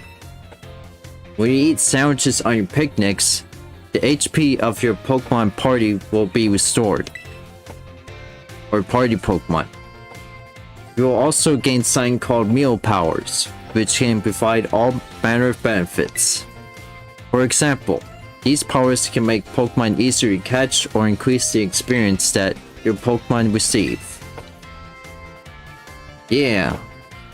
I think you will also find that the breadth of these effects can be expanded by crafting sandwiches of superb flavor.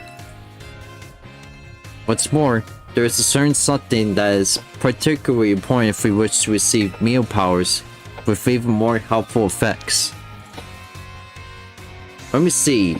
Master Ben, tell me, what must you keep in mind to receive even more helpful meal powers? My choice of fillings and the condiments to food, right? Perfectly correct, Master Ben.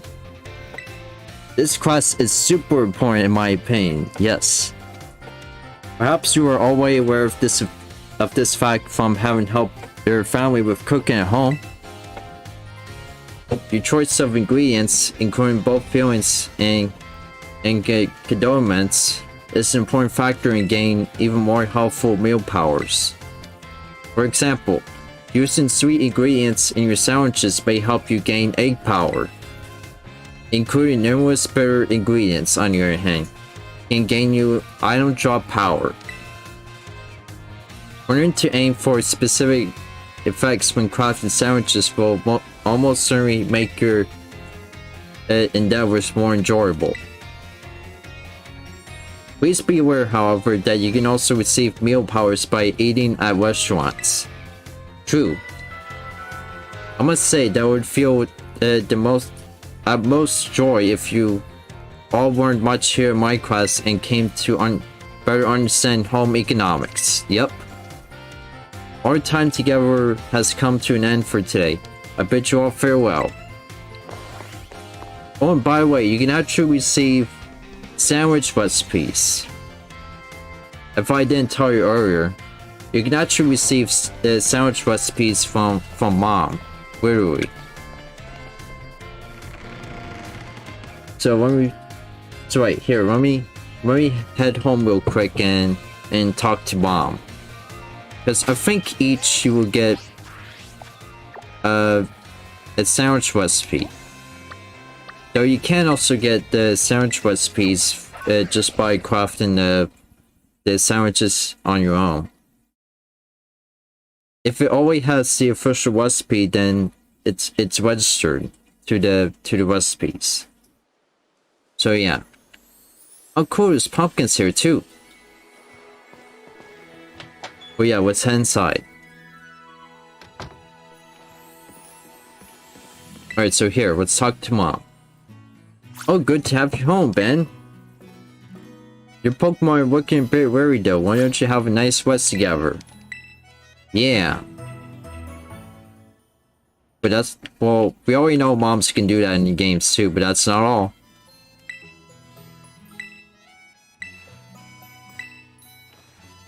Oh, I thought you would give us a sandwich recipe, but nope.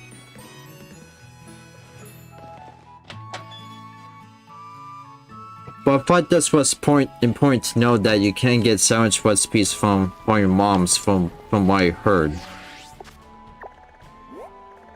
So I actually got 2 recipes from mom, but I guess this time around didn't get none. Just wrestling with my Pokemon to heal them up, even though I didn't necessarily need them healed up, because they're already healed. They're already perfectly fine. Alright, so let's continue on with home economics. Yeah.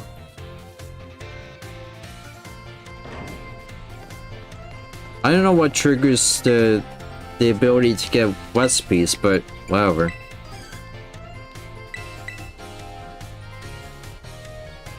Okay.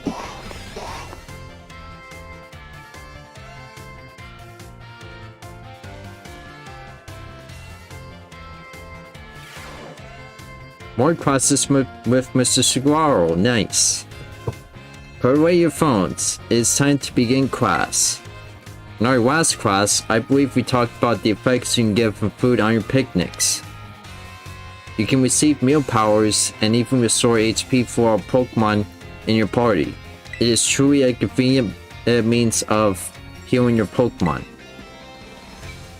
Unfortunately, as I'm sure you are aware, it is not suited for use in battles, when you cannot make food or when you wish to restore HP quickly.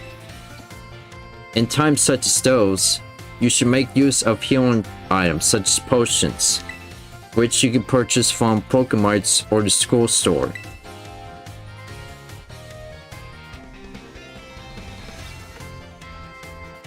But he might hint at Latin American region because of the carnival stuff, so he might be native to there.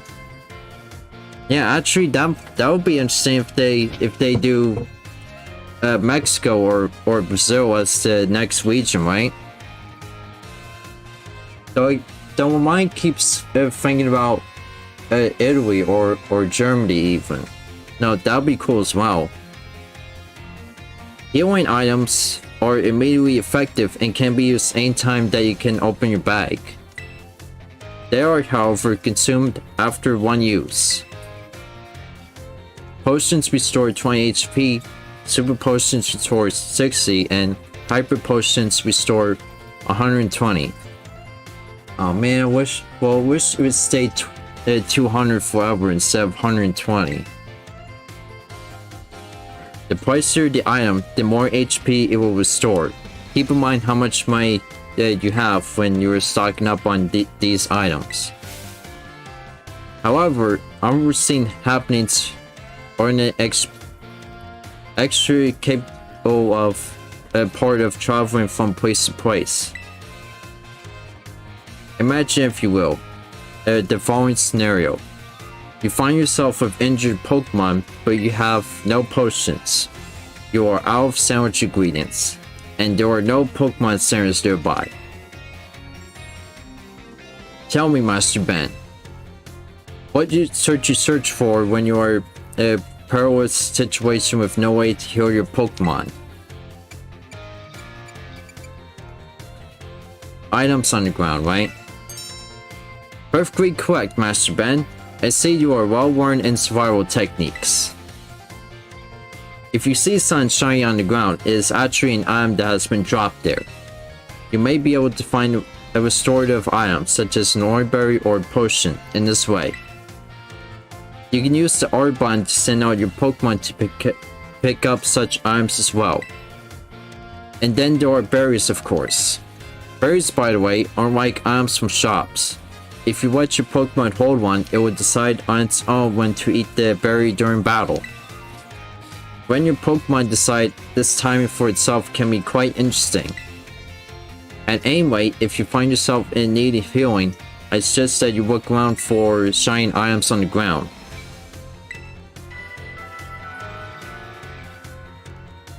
But hey, they fixed the Grass Fire combo because, it's honestly real bad, I heard. Because of the cultural story of a fire snake that can transform into trees. Yeah. It's probably a pepper with 2 hits too.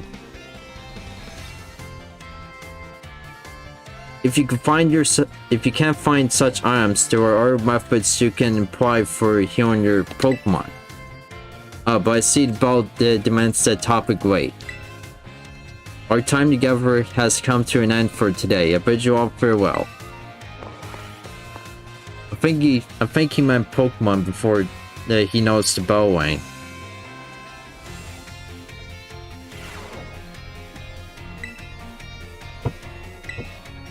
Alright, let's take our home economics class. Okay. It's our final class too. So we still have to take the final exam, and then we pretty much ace the Uva Academy, pretty much. Put away your phones, it's time to begin class. In my last class, I taught about HP restoration. However, after class, I was asked by several of you about power points, commonly known as PP. When a Pokemon loses all of its HP, it faints and can no longer battle. What then happens to a Pokemon when it loses all of its PP? It can't use moves.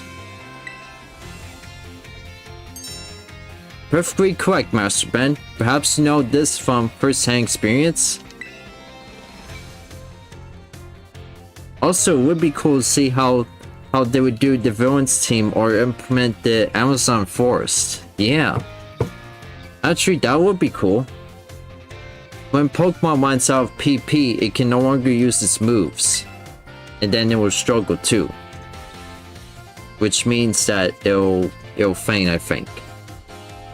However, each move has its own store of PP, so you can mitigate PP loss by using a variety of moves rather than just one move repeatedly.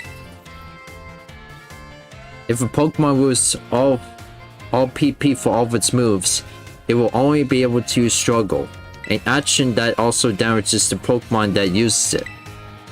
In order to avoid this predicament, PP can be restored at Pokemon Centers along with its HP. Items such as Ethers and Max Ethers can be used to restore PP. Be careful not to confuse potions with Ethers in the heat of battle. However, Ethers are not sold at shops, so you should use them judiciously if you find them.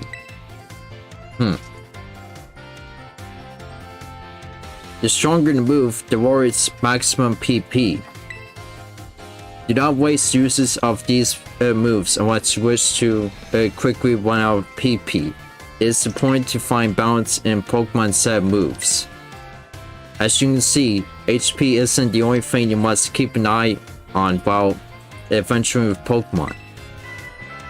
I hope that you'll all take care to ensure that your partner Pokemon can perform at their best as you each engage in the treasure hunt.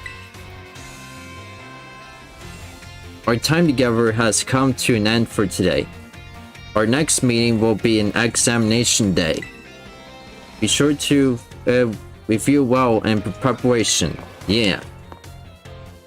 We got criminals, corrupt politicians, and world-ending mythologies. Yeah, those will be cool.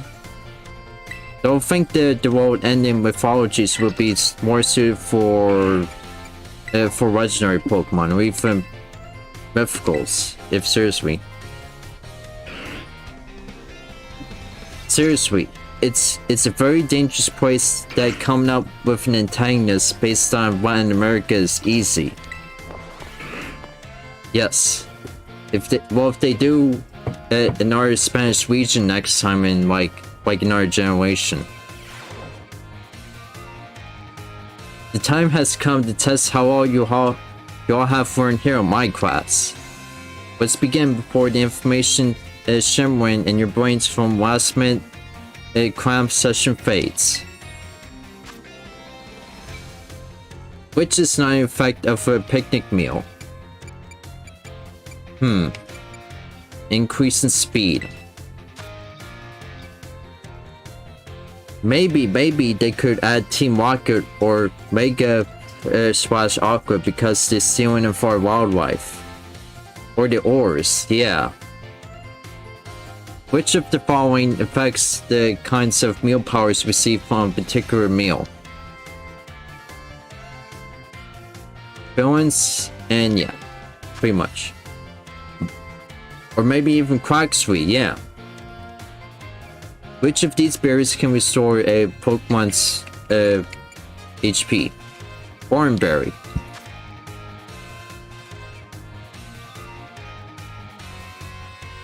Raindrow wanted his Pokemon to decide on its own when to use its item in battle, so he gave it an Oranberry. This will work as he hopes. Actually true. If a move runs out of PP, it can no longer be used. If a Pokemon runs out of PP for all of its moves, it can only sit there in frustration. No. No, it struggles. The time for answering questions has come to an end. Please stop writing. I hope you were all able to give the examination everything you had. Please remember to ask for your scores at the front desk before leaving for the day. It's not like a very rare Pokemon because it was taken from here. Presumably, yeah. Feels great to get a test out of the way, doesn't it? Let's take a look at your results. Okay. See, look, Gengar's tone again. We answered 5 questions correctly. Oh, cool. That's what we answered questions as usual. All 5 correctly. So from what I'm getting, Gengar is on the front desk if it's nighttime, and you would see Psyduck if it's daytime. So that's actually pretty cool detail. All right, let's take more home economic classes again. Let's finish that off.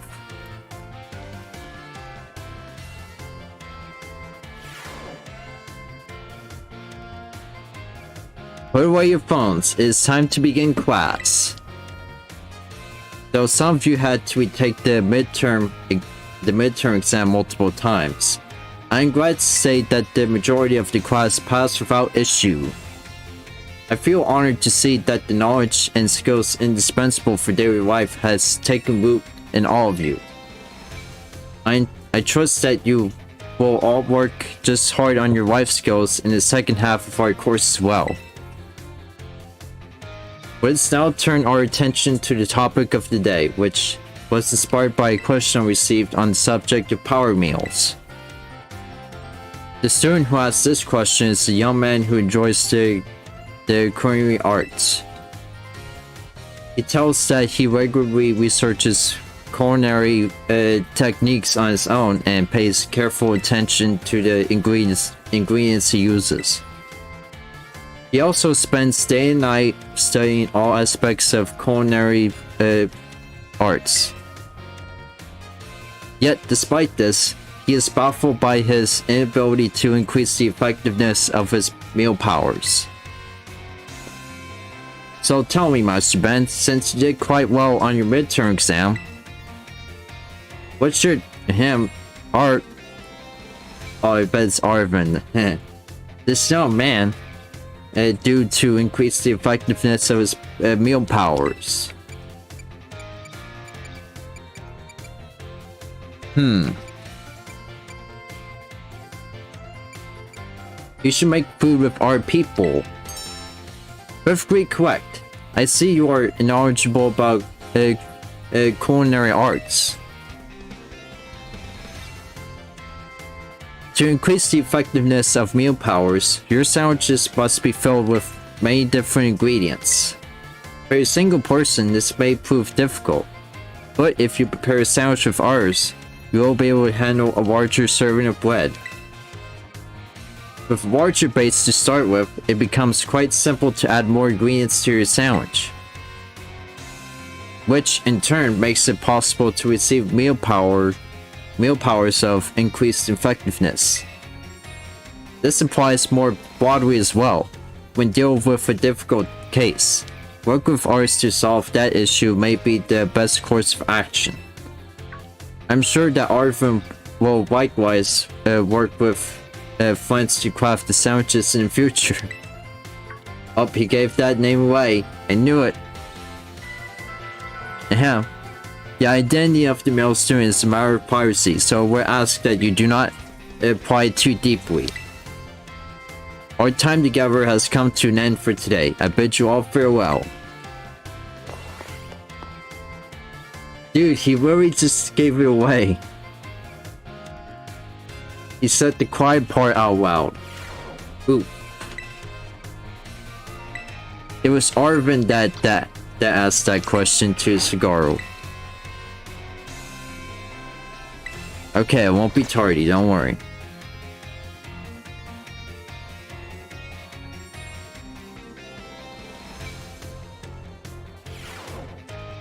So I wonder what he'll say on the subject of male powers is the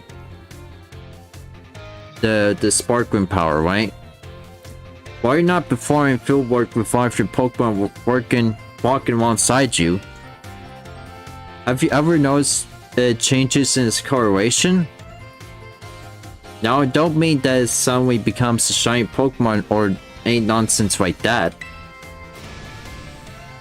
I am speaking of it becoming filthy. Pokemon battle. They get hurt by moves used against them. They get battered by wind and rain. They get covered in sand and mud. Look at this cat. Oh, it's cute. It's a cat in a box. They get, in a word, filthy. I've seen many a trainer walking about with their adorable little Pokemon without addressing this issue. It's deplorable. Let me ask this question of someone who I am sure would not tolerate such shameful conduct. Ah yes, Master Ben. What should you do if your Pokemon is dirty? Clean it up. Perfectly correct. I knew I could count on you to provide me with such an answer. When your Pokemon are dirty, clean them. This is, of course, simply common sense. True. Oh no, the cats are multiplying, eh? When you're having a picnic, you can approach the Pokemon in your team and perform a variety of actions. One such action is putting them through what I call the Pokemon wash. In other words, you are able to clean them up. You start by getting your sponge covered up with soapy bubbles as you gently and carefully scrub your Pokemon. Once your Pokemon is nice and covered in soapy bubbles, the bubbles will encapsulate the filth. Then you will simply wash it away with a spray of water. This will get your Pokemon clean and shine bright as a Terrajewel. It is certainly quite a bit of work, but this will also restore HP and cure status conditions. That's also nice too. However, some Pokemon may have parts of their bodies that they don't want scrubbed or that they would rather not get wet. Be sure to keep this in mind when cleaning your Pokemon. Now, the most important point is that I must mention is that some Pokemon like to be dirty. Though I will contradict myself by saying this. Please do remember that cleaning your Pokemon is not always the kind thing to do. It's the cat army, no! Our time together has come to an end for today. I bid you all farewell. The cats are multiplying. It's the army of Spaghettitos. But wait, actually, if we do have members of this channel, if you become a member, then we can unlock more emojis or more spots for more emojis. But we will need 2 members. That is at least 2 members. Okay. Which actually, by the way, I'm considering about opening those too. So if you want to join, you can become a member. Once I get that finished up. I actually added the emojis, but I should also do the badges too. So it would show that you have become a member of this channel too. It's time to begin our last class together, yes. Home economics is the study of life's necessities. But looking back in our time together, I realized that I focus almost entirely on food. I hope it is not too late to shift to a discussion of clothing, another necessity, in our last class. As I'm sure you are aware, our academy has an an air of freedom about it. We provide uniforms for each season to accommodate the diverse climate of Paldea. It's the cat army, Daniel. However, students are free to wear whichever style they wish, wherever they please. Except for pants, though. You should all have received 4 sets of tops and bottoms. 1 each for spring, summer, fall, and winter, when the Academy accepted you. If, by chance, you are not aware of this, you may wish to pursue your wardrobe. As long as you wear a school uniform, the rest of your ensemble need not be school issued. This includes your bag or your hat, if you choose to wear one. You are even free to style your hair however you wish. Mr. Salvatore's hairstyle, for example, will almost certainly have been against school rules when I was a boy. Huh. That reminds me. I'm going now, bye. Okay. And thank you for the cat army too. Yeah. There's one more thing you all like to decorate, which I must say I find quite charming.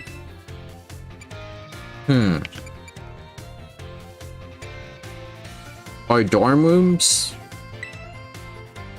No, not that. I speak of something smaller and far more adorable. Oh, the World Town phones. I should have done that. And not gonna lie, but this emoji is kind of cringe, yeah. The elbow cough, or the dab. It kind of looks like you're dabbing too. I must admit that I'm fascinated by World Town phones and how to customize them. What's that? How very intriguing. So there's a shop called Delibird Presents where you can purchase cases for your World Town phones. I thank you for that useful bit of information. I shall have to go myself first thing tomorrow to get an adorable case of my own liking. Oh sweet. Forgive me. I seem to have gotten a little carried away with this small talk. Ahem. As this class known as Home Economics nears its end, I offer these final words to you who have been honing everyday life skills with me. My field of study is not so decisive as the likes of mathematics, for instance, where test scores might play a part in deciding your future. However, as you go on to cook for yourselves, to take care of your Pokemon, to decide what to wear in the morning when you awaken, I would be honored if what I have taught you to serves to smoothen out and enrich your lives, even only a little.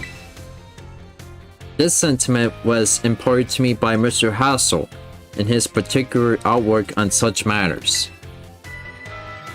I thank you all from the bottom of my heart for seeing this class through to the end.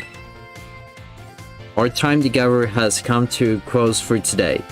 Prepare to do your best on our final exam. And we shall do it. We shall do our final exam. And then we ace the academy. We'll graduate for that matter.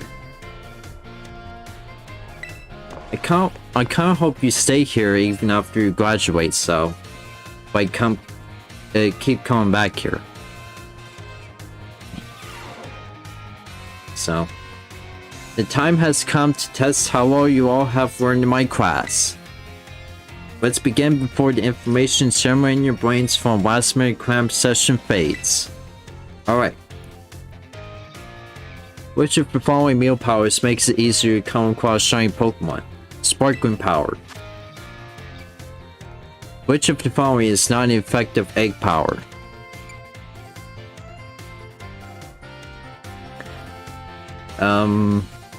It helps hatch strong Pokemon.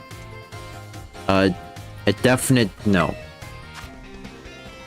What is a simple yet important tactic for increasing the effectiveness of meal powers? Make food with herbs. Yes.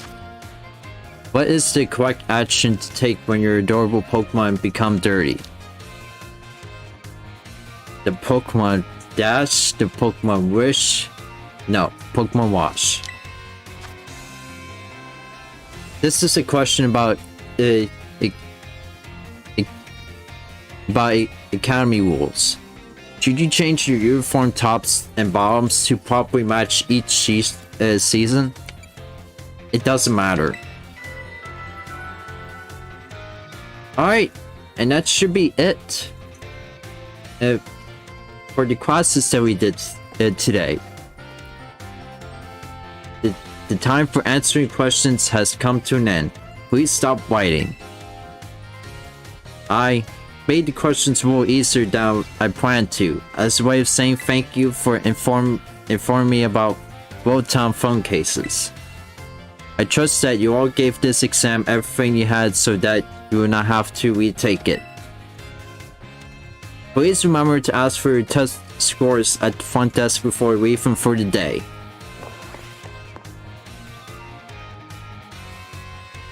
Alright, and we pretty much finished the academy too. Alright, so let's take a look at our results, see how well we did. 5 questions answered correctly, yet again. This kid's on fire. Alright. Or Mudkip, for that matter.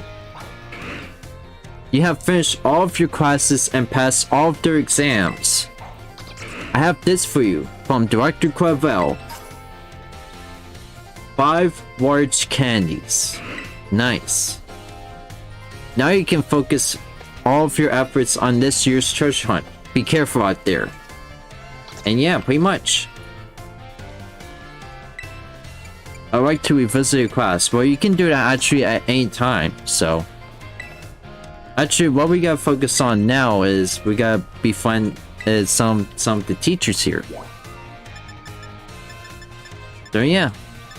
Oh yeah, we have to get close to the student too, or the nurse. I mean, heh. Okay, where's our history teacher? Oh yeah, just right here. Let's talk to our history teacher. Yeah. Why, if it isn't Ben from class 1A, are you perhaps interested in the rest of the old tale I told you in class? Yes. Yes, let's do it. Heh. It is convenient that you would take the bait I presented in class. A vessel, a sword, a set of tablets, and a set of beads. After obtaining these 4 treasures, the king's castle was destroyed. Why, you ask? Because these 4 treasures were actually 4 Pokemon. As these Pokemon were passed from human hand to human hand as treasures, they slowly became tainted by hubris and greed. Finally, after coming in contact with the leprosy of the king at the time, they awakened as disasters and began to rampage out of control. The king called for renowned Pokemon wielders to defend the country, and after a fierce battle, these incarnations of disaster were quelled. It is said that these 4 Pokemon were then sealed away somewhere in Paldea. We actually got those too, so what do you think? Would you say this story is just make-believe? No, it's real. It is very real. Heh, very astute of you. I have read many historical disaster reports, personal journals, and the like. There is much to support the truth of the story. And in fact, the Pokemon that I've caught are all proof to you too, once you're able to see it too. If I am able to prove the story's veracity myself, I will be sure to let you know. You became even closer with Miss Bryford too. Let's talk to her again. Ben, the time has come. The cursed treasures. The 4 Pokemon of Ruin. They exist. And I stumbled upon the truth in a newspaper of all places. Ha! In an interview piece with a carpenter, no less. The Pokemon wielders apparently use sacred stakes to seal these treasures of ruins and shrines. There was a separate shrine for each of the 4 Pokemon, and 8 stakes driven into the ground in the area surrounding each shrine to keep the power of ruin at bay. And she gives us a picture of one of them. In other words, if all of the stakes for a given shrine were to be removed, it would release the Pokemon held inside. Don't you think it would be nice to free those Pokemon from the confines of their tiny little shrines, Ben? Yeah. Heh, a kind soul, I see. You are proven truly useful. According to a descendant of the Pokemon wielders in the story, you must have a bond with the Pokemon in order to remove the stakes. I'm sure someone as Pokemon savvy as yourself would have no trouble at all with that. You can choose for yourself whether to believe me or not, but I will mark the locations of these shrines on your map. I actually already got those. I would rather go myself, of course, but skipping out on my classes to go adventuring seems to have made the director a little suspicious of me. Heh, you can think of it as part of your church hunt. Treasures of Ruin are still treasures after all. I hope you will investigate these shrines if you are all inclined to do so.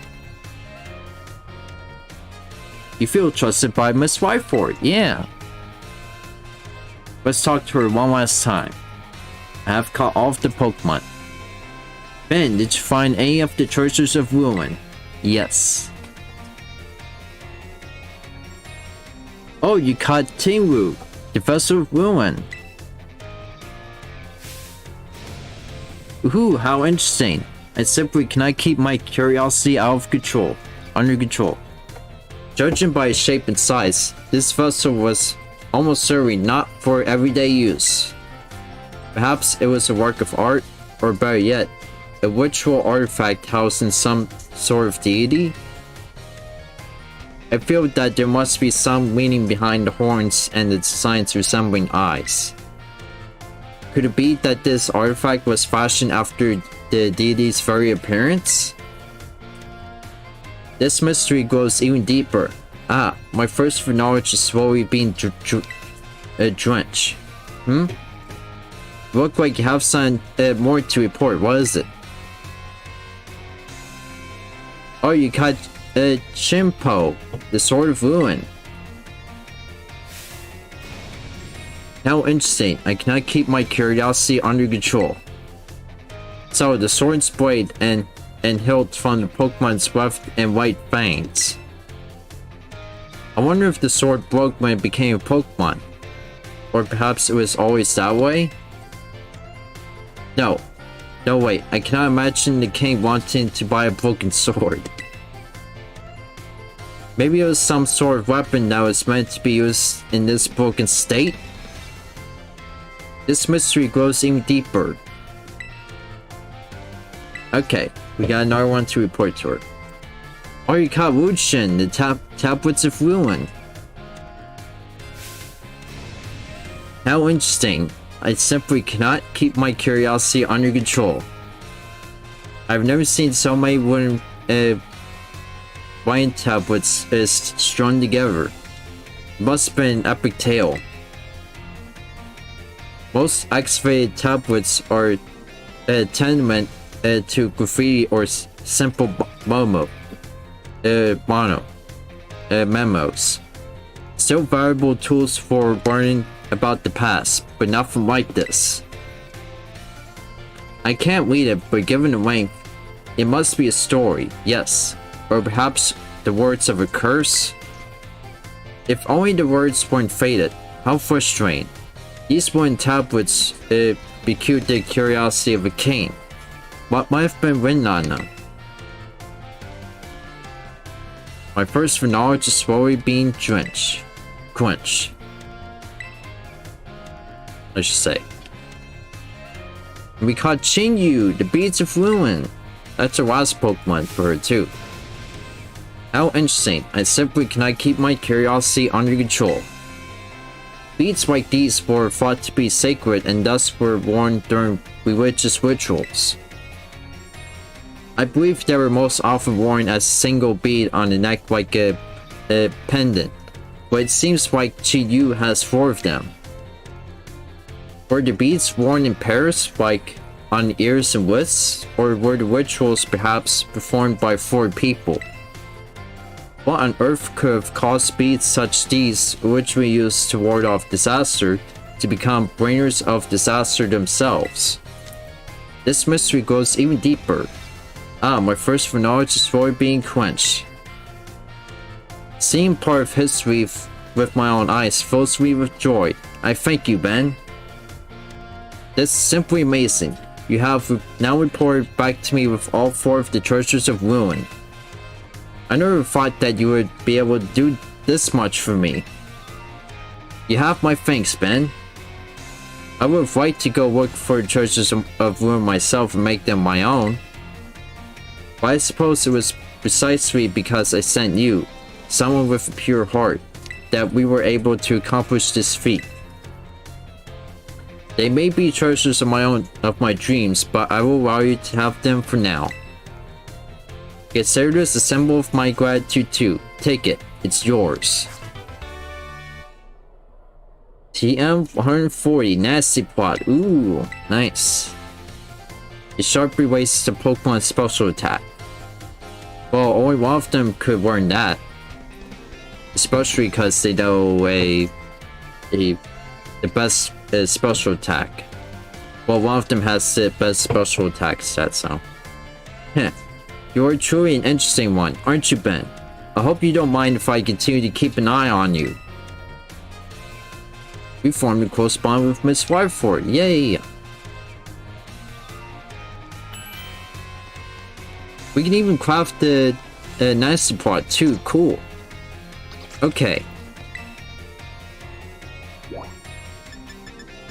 Okay, so we need to unlock Nailmo's storm room too, so let's talk to her in the schoolyard. We'll form closer to each of these characters in the school later. Whoa, what the heck happened? Nice writing. Alright, where is Nailma? Oh, is she here? Okay, that's her, okay. There's Nailma. Ooh, hey Ben! Great timing. I've been having the hardest time lining up opponents to battle. But now I found you, in the schoolyard, no less. It would be silly to not bow. What do you say? Sure. My Charizard's going to destroy her, that's for sure.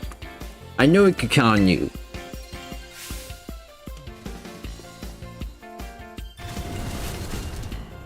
You spent 2 whole hours battling Pokemon with Nailma. 2 whole hours? The lighting is so bugged, yeah. Good stuff. Oh, I never saw a bug this much. Gotta step up my game so I'll be ready anytime for that Academy Ace tournament. Wow, I never had a Pokemon battle that just, like, skipped over in my life. Wow. I knew it's by my battle fever on you out of nowhere. Thanks for being up for it. No problem. Alright. So I'm pretty sure Nailm was still here, and I guess we can talk to Dendra, right? Well, we can talk to Dendra later. She'll always be here in the schoolyard, so we don't have to worry. Alright, there's Nailma in the cafeteria. Nice, okay.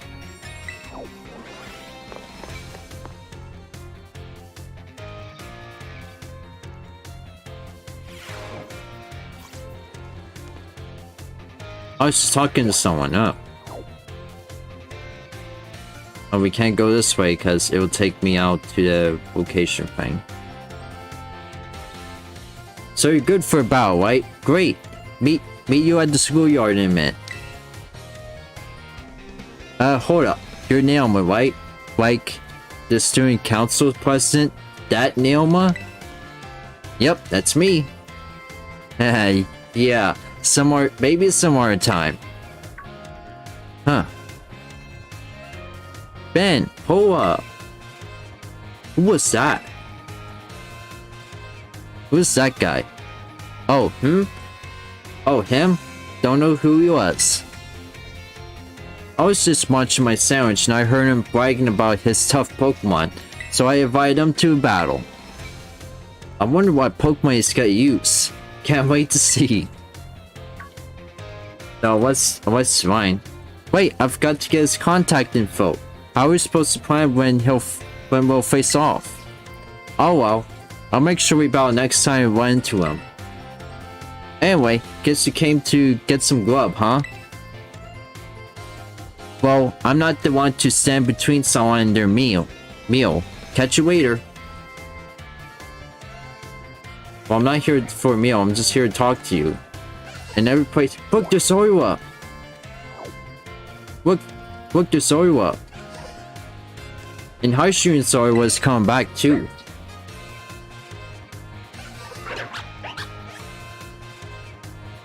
I'm glad he's happy to see me too. Oh, and Breezel too. Can we talk to Breezel? Oh, what the heck, why not? We got plenty of time to talk to Breezel. Ah, yes. You probably told me the best story in the school yet.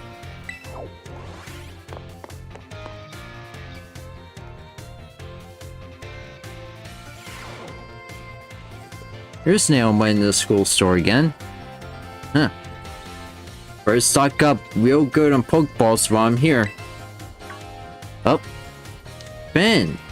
Oh my gosh, listen to this. Remember that guy from the cafeteria? I ran into him again in the entrance hall, so I asked him to bow, but he said no. Here's like, what's the point? You're a champion rank and a battle whiz. You'll wreck me. I don't get what he meant. I mean, you can have fun battling even if you lose, right? Yeah, you can. Real? I mean, sure. No one loves losing, but it's definitely not pointless. It teaches you stuff. Man, Pokemon battles can get so complicated sometimes. Oh, it's more complicated now than ever. Oh, and I wish he hadn't called me a whiz. I work hard at this stuff. It's not like it's not like it all just comes naturally to me. Like throwing Pokeballs obviously doesn't come naturally to me for one thing. I think I need a mental reset. I'm gonna go find someone to battle. See you soon, Ben. I'm sure she will. Alright, let's head outside one more time. Alright, so Nailma should be here, right? Alright, there she is, in her classroom. Okay. We can find people in the classroom, that means we can go to their dorm rooms. There you are, Ben. I had a feeling you'd turn up if I hung out here for a while. And lo and behold, I was right. Well now that I found you, we should swing by my room and have a chat. Okay. Now we can finally go to your dorm room wherever we want. It's actually the least decorated room I've seen for a dorm room.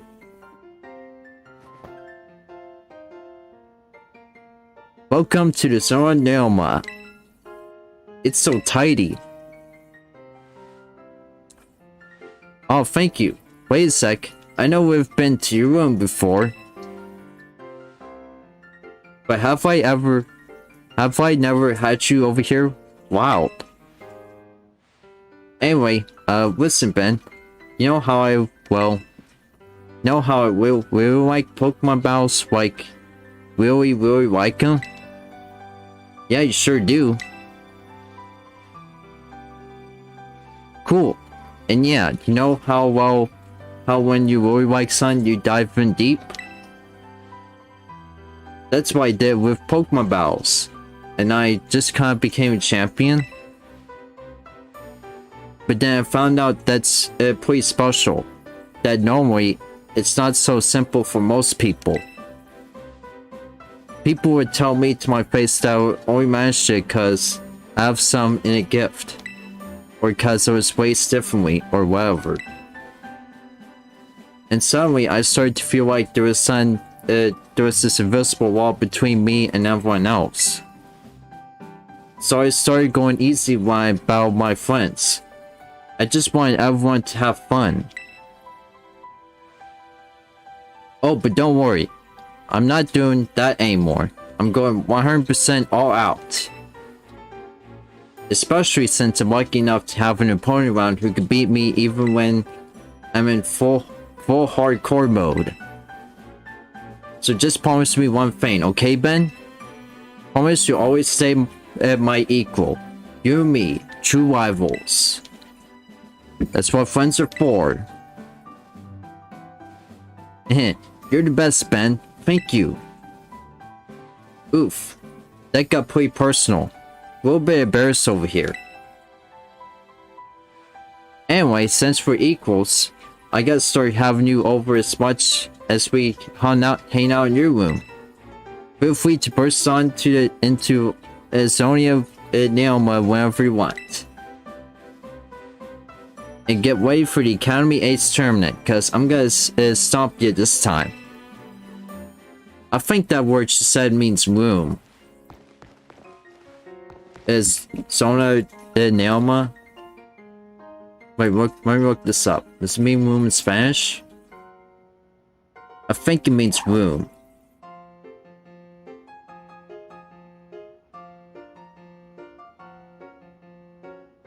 No.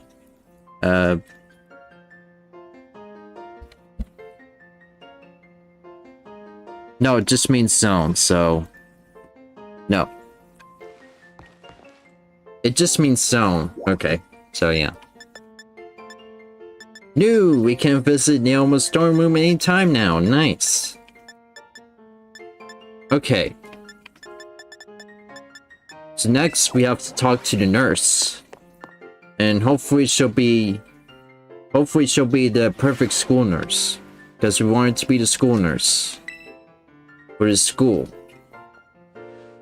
Hey there, come on in. Everyone's welcome in the nurse's office.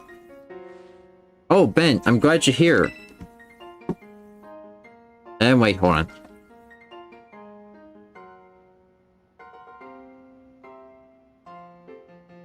I have some good news, but you're not gonna believe this, but I passed the health teacher certification exam. Oh, that's great, Marinev. Congratulations. Thank you so much.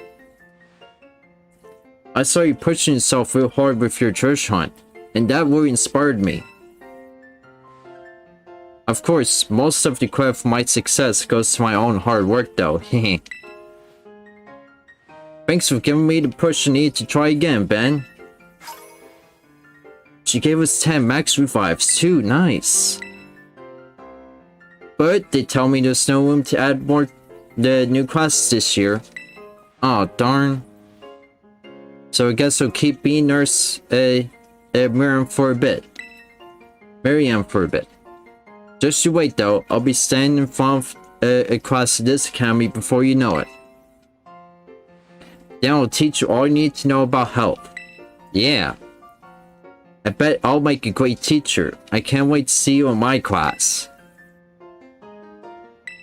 And we have a correspondent with the nurse now. Nurse Marinev. Mariam, actually. Oh, great. Okay, why is the controller going so weird? That's weird. If you if you became close friends with each of the teachers, they give you an item. So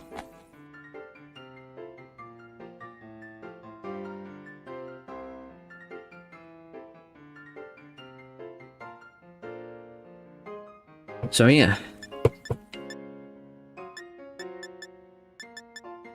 Let's go into Director Crevel's office. Okay. Let's get closer with him. Even though he does shout at people a lot too. Thank you for the visit, Master Ben. A good friend of mine has been telling me of your recent exploits. A good friend? Haha. I'll leave their identity to your imagination. But now, lest I forget, there is another matter I would very much like your opinion on. Hello there, Galaxy Gamer. Do you know what the matter of gentlemen's hairstyle is considered cool as it were among the youth these days? So it's like, so he has 5 options here. What was the one I chose? The bowl cut? Oh, is that so? I suppose I have indeed seen some of the Academy's male students sporting such style. Could it be then that the Pependor has always had its day in the sun? Perhaps I ought to consider a change of wig. That is to say, never mind. Thank you for your insight, Master Ben. It was more enlightening. Alright, let's talk to him again. Just one more time, then he'll give us some items too. Thank you again for your outstanding work on Operation Starfall. I cannot tell you how relieved I am that we were able to help Miss Penny as we did. I know she is extremely grateful for you to you for your part in all this. So, I have one more thing to ask of you though the request is admittedly of a delicate nature. Do you think you could continue to be good friends with Miss Penny as you have thus far? You bet. I must say, I truly am glad to have you as one of my students at the Academy. I believe you've more than earned this small token of my appreciation. Ooh, a big nugget. I hope that you will always stay just wonderful as you are now, Master Ben. Those worth a lot of money too, the big nuggets. Alright, so let's talk to more people in the school. Alright, schoolyard, alright. Let's go in the schoolyard.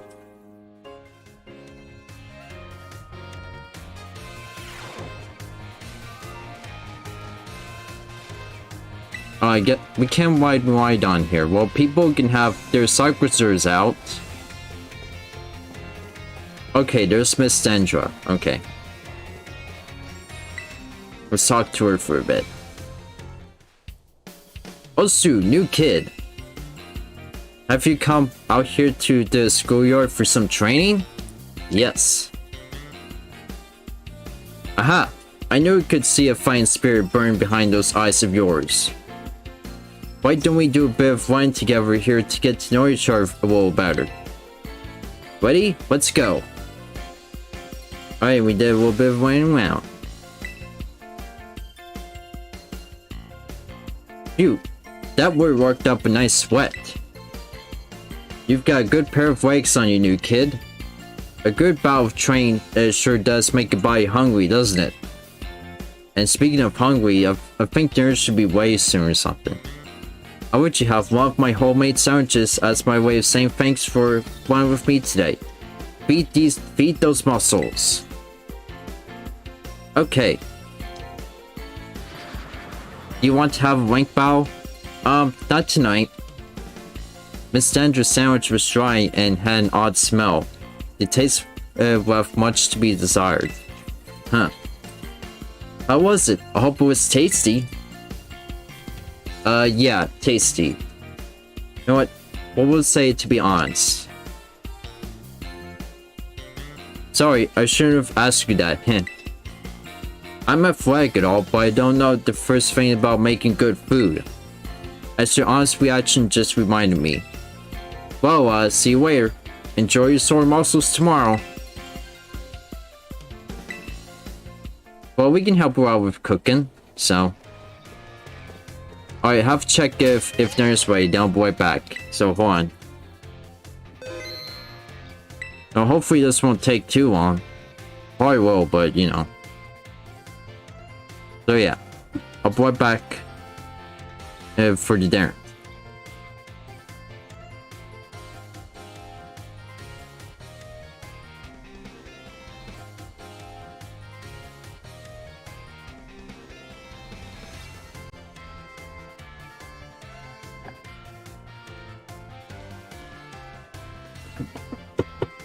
Okay, that took a bit longer, but that dinner was quite filling. It's chicken enchiladas. So yeah, anyways, we took it back to Pokemon Violet. Oh, so new kid. I'm also sure great, don't you think? Yeah. Oh, we can't talk to her anymore? Huh. Whoa, what was that? I did a little swine thing a little bit. Wait, she's on the home economics class now? That's interesting. Thank you, Daniel. Thank you for your patience on waiting for me too. Oh, so new kid. Fancy meeting you here in the home economics classroom.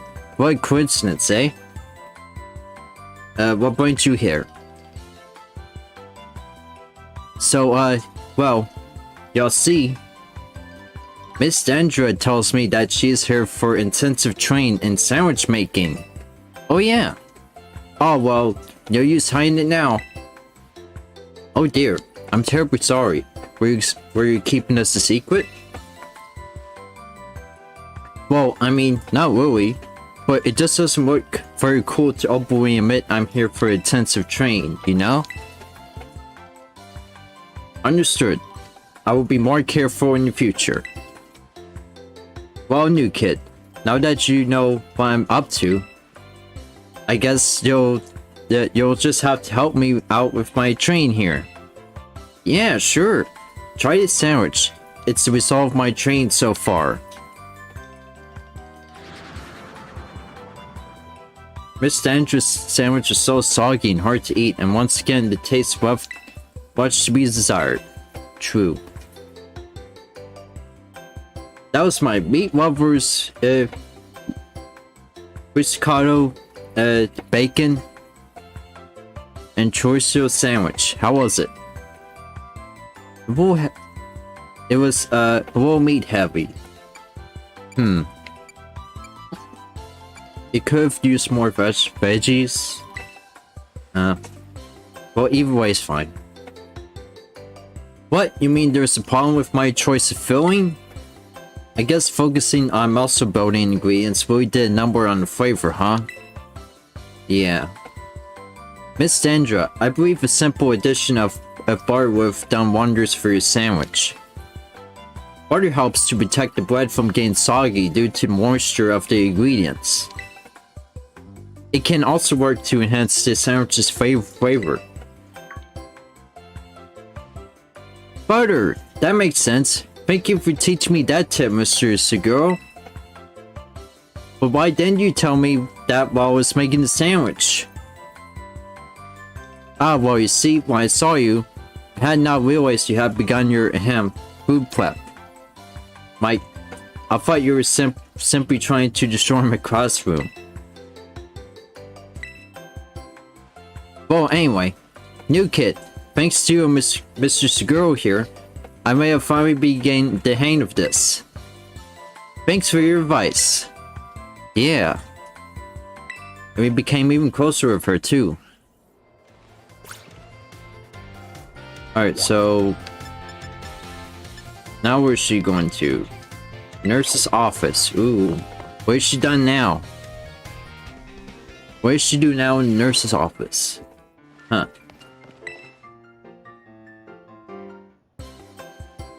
No way, no way, no way. Come on, Miriam. Just try it. What's wrong? Oh, great timing, new kid. Nurse Miriam here won't try the sandwich I made. Well, duh. I don't want to get a stomachache. You won't. Probably. Yeah, probably doesn't sound very good. I still remember that sandwich you made with the meat filling and the meat for bread. That really messed me up bad. I hadn't trained in the art of sandwich making yet back then. I was young and thoughtless, and... Young and thoughtless? It was last month. So, as you can see, I'm not getting anywhere trying to persuade her. Even after I went through that intensive sandwich making training, it kinda makes me sad. She went through intensive sandwich making training? She worked very hard at it. Ugh. I guess I have no choice if you've got one for your cute little students on your side. She calls me cute? So fine, I'll try your sandwich. Let's see it. Yes, I knew you'd come around. Here it is.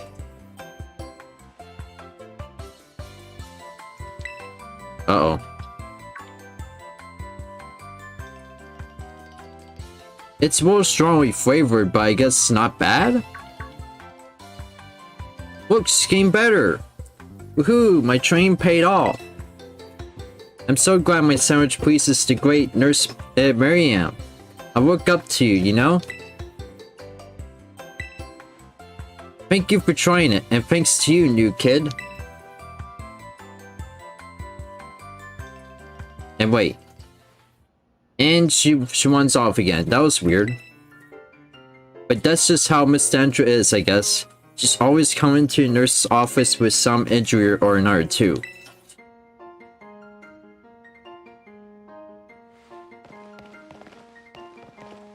Let's get even closer with Miss Sandra. At the school store too. Okay.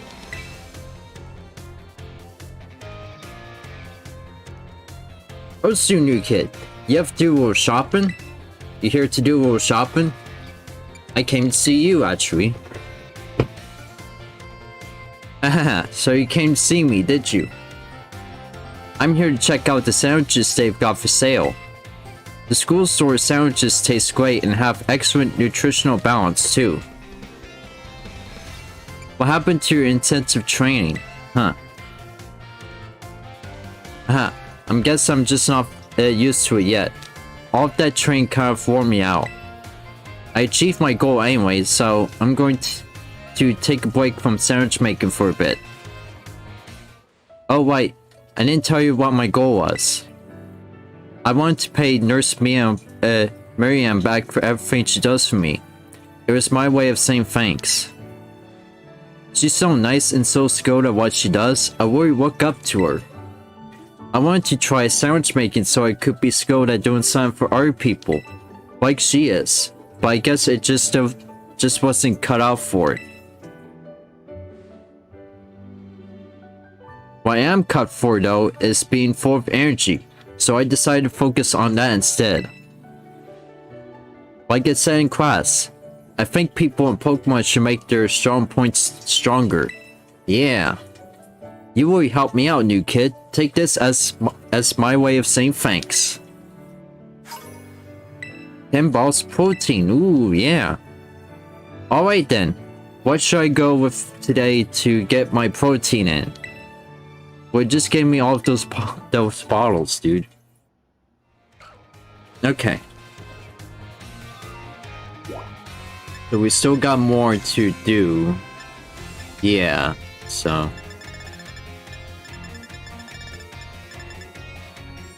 Alright, so how about we talk to Hassel? Why not? Let's get some from Hassel too. Why, if it isn't Ben? I have a question for you. Do you find my class difficult? It's just right for me, no. So it's not hard. That's certainly good to hear. So Ben, you chose to take on gems as part of your treasure hunt. That must mean you like Pokemon battles. Is that correct? Yes. Yeah, I like battling. One naturally becomes skilled at doing what they enjoy. That must be why you're so strong. Do forgive me for spraying out such an odd question upon you so suddenly.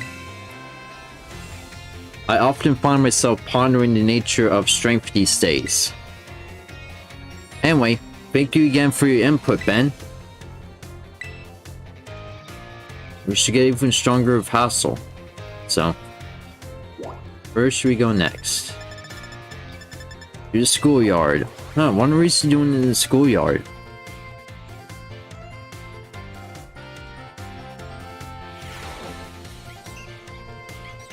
Huh, alright. Now, where is he at? Oh, there he is. Huh. Wait, what are you doing here? Hello there, Ben. I try to visit the schoolyard from time to time. It's good to see young ones with so much energy and vigor. You think so? Oh yes, indeed. Just watching is enough to make even an old man like me feel more alive. Mr. Hassel, might I have a word? Who's that? What are you doing here? I have told you many times not to bother me here at the Academy. Yet, I am bound to come. Our family's future is of paramount importance. Huh. Wow. So, it was good speaking with you, Ben. Something important has come out, so I must excuse myself now. Okay. We became even closer with him, too. Let's discuss this matter elsewhere. Come. That's interesting. Okay. Let's continue on with talking to Mr. Hassel, who is also the Elite Four member too.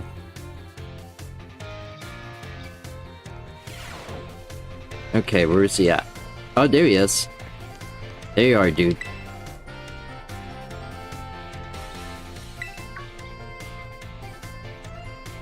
Oh, why hello there, young Ben. I'm sorry, I was lost in thought and didn't notice your approach. I feel I must again apologize for what transpired in the schoolyard. What are you talking about? I'm of course referring to how I rather suddenly had to take my leave while we were still engaged in conversation. That woman who showed up is a dragon tamer, and a relative of mine, I might add. Ooh, a dragon tamer, nice. You see, I come from a very long line of trainers who specialize in dragon-type Pokemon. There was a child in our family who was expected to stand at its head and lead it to greatness. But the young lad, rebellious little fellow that he was, ran away from home one day. He made quite a show of it, too, swearing he'll make a living with music. Huh. Yeah, I'm impressed with the amount of stories they packed in, too. A lot happened since then, and now he's the art teacher and Elite Four member before you. That was him? That's you? After I so rudely took my leave during our last conversation, my dear relative encouraged me to give up teaching and return home at last. I've been told the current leader of my family, that's to say, my father, is in poor health. Oh no. That's not good. Oh, but I do apologize. Perhaps I'm not cut out for teaching after all. What sort of teacher grumbles on and on at his own student? But you're a great teacher, man. Ah, my dear Ben. You have no idea how much your words mean to me. Thank you. Thank you very much. You feel trusted by Hassel, too. Should we talk to him again? Responsive thought, okay.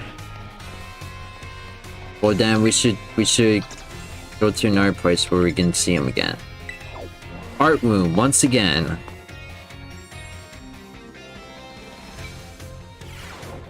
Alright. Why hello there, Ben. You always seem to appear at the most crucial of moments. Most crucial moments? Well, you see, Master Hassel, I'm here to correct you. So I see. I'm glad that you've finally made up your mind about taking your place as leader of the family. Well, it is indeed true that I have made up my mind. I have made up my mind to continue teaching here at the Academy. Those are some nice artworks he has behind him. How could you? Are you saying you don't care what happens to our proud lineage? I am saying that I have other priorities. Have a look around at the art decorating this room, would you? The children here are learning their senses, their perspectiveness, grow freely.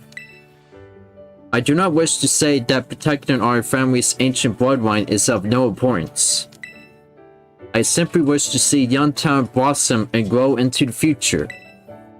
It just seems so much more fun to me, if I'm being honest. What are your nonsense? And yet, your fearlessness, unflinching commitment to that nonsensical vision proves that you're worthy of carrying the will of the dragons, Master Hassel. I will not give up. I will come as many times as I need to in order to change your mind. Oh, by all means, my door is open. I think you'll soon find you've beat your match in stubbornness. You thought it could be cowed by some stories spun out about my father's deteriorating health? I am not so easily fooled. I will return another day. You'll see. I'm sorry you had to see all of that. I was so very close to resigning my post as teacher and returning to my home. But the students here gave me courage to say no. That includes you, Ben. Your words truly brought me strength. I cannot think of a way I can simply repay my debt to you young ones. Take this, if you will. Insignificant as it may be in expressing the full breadth of my gratitude. 50 Dragon Terrace shards. Wow. Those will come in handy. Now then, let it be clear to all. I, Hassel, will continue on my chosen path as instructor to the youths of our world. Yay! We formed a close bond with Hassel. And we still have 3 more people to go, dang. That includes these 3. Well, I mean, we gotta do it. Hey. This is gonna take a while than I thought, but it actually builds war too. Does she have anything to say? Nope. Alright. Let's talk to our language teacher. Salvatore. Oh, Ben. Did you come all the way here to the staff room just to see me? I sure did. Aha. Seems I have finally made it into the hearts of my students. That makes me twist happy. After all, like I said in class, communication is very important. If there's anything you've confused about in class, or you're having trouble here at the academy, you can always come here and tell me. Saying enemy Saboteur, your friend Saboteur, that is. Alright, we became even closer to him. Oh wait. We also gotta talk to Professor Timey too. Or well, Miss Timey. Oh my, if it isn't Ben. Hello there.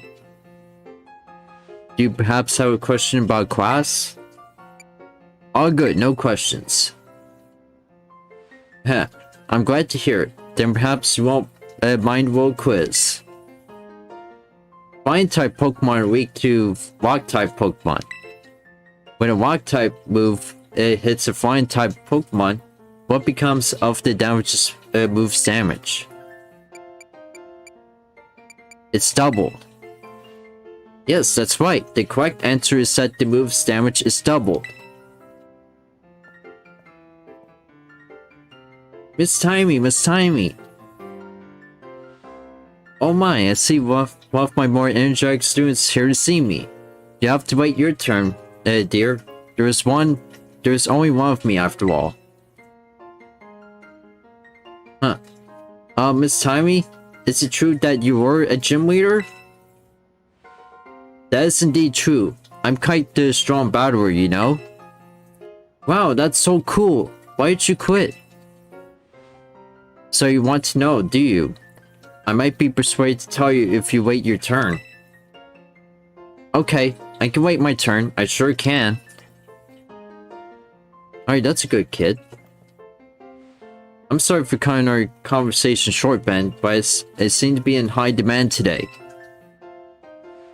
Feel free to come see me anytime if you have questions for me. Alright, we became slightly closer with her. Alright, so let's go to the schoolyard and talk to the Saboteur there.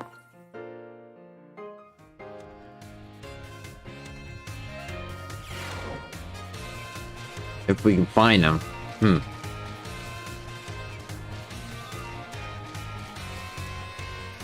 Ah, I think there he is right there. Okay. Oh, he has Palmy there. Oh, that's cute. Ben, I'm in a for pinch. Take a look at this. This Palmy really doesn't seem to be feeling well. I don't know if the poor thing can even stand up. What should I do? What should I do? Use a potion on it. Oh, right, I could use a potion. Do you have any on you, Ben? I sure do. I wonder what would happen if you don't have any for Mr. Saboteur here.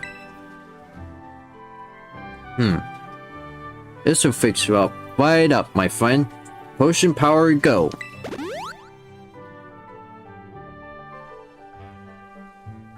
It didn't work? Phew.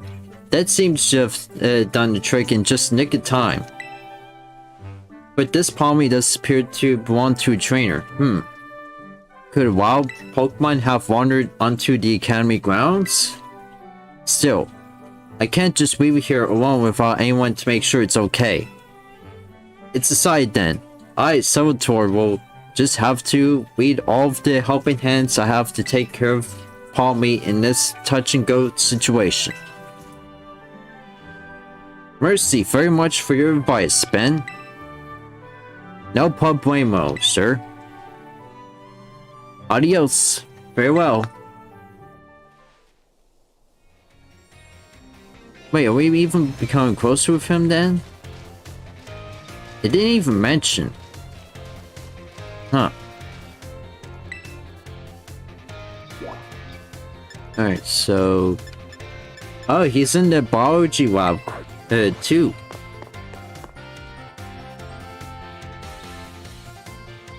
Interesting, alright. Oh, there he is. He's talking to Jack. Oh, my dear Ben. Thanks to your advice from before, Palmy is, well, just see for yourself. It's pretty cute. Is it feeling better now? Yeah, it's feeling better. But this particular Palmy, it may just be a bit meek, I suppose. I had Nurse Miriam take a look at it as well, and she said there's something wrong with it health-wise. So it shouldn't have any injuries, ailments, or the like. Even so, it never utters so much as a cry, which is so odd. That part has even Mr. Jacket here stumped. Huh. Sorry that it couldn't be any of help. Don't worry about it. I have some more information now thanks to the Academy's security cameras though. It seems Palmy was attacked by a wild Pokemon and fled here to the Academy grounds. Aw. Maybe it's still in a bit of a shock from that experience and can't bring itself to speak yet?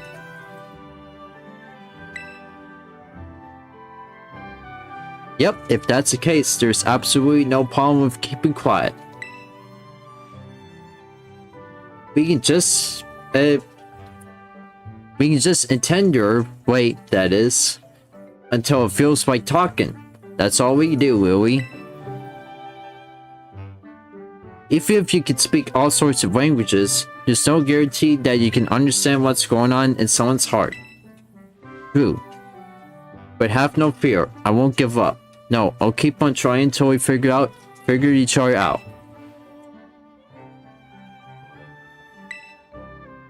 Okay, there we go. And one more.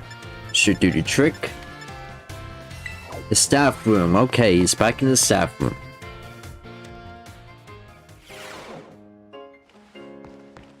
They have a lot of interesting side stories here. My dear Ben, Palmy is here is as healthy as can be. And Meowth's talking to him. Well, it seems being quiet is simply a part of one's personality. But it's hard for a Pokemon to communicate with its foes without speaking up. As you know, wild Pokemon use their cries to tell each other all sorts of things, like the location of food or whether there are predators nearby. So even if I were to release it back into the wild, I'm afraid that it may not be able to do those sorts of things.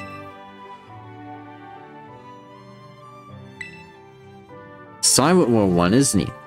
What do you think, Ben? Where does Palmy belong? With you, of course. Oh, I didn't expect to hear a Bonon in my name. So you think it should stay here with me? I was so focused on getting it back in good health so it could return to the wild that I didn't even consider that possibility. What do you think about that idea, my little Palmy friend? Oh, it speaks now, finally! Palmy, it spoke, at last! Even while speaking Pokemon language myself, I know that it reply means yes. Oh, my dear Ben, mercy very much. If for all your help with Palmy. All the more reason you should have this, here. A rare Pokemon for you to raise. We received the mail from Salvatore? Wow. Ah, I'm so happy, yes. I, Salvatore, will take it upon myself to look after Palmy for good. I will indeed. Alright, let's check out this Meowth we got from him. Alright, that's actually a good Pokemon to have. I would say Gloria Mouth too, and it's female. Does it have a mark? This Pokemon doesn't have any. Okay, that's interesting. Alright, well, let's move it. to my team. Yeah, my team. I should make more boxes. No. Where should we go? Okay.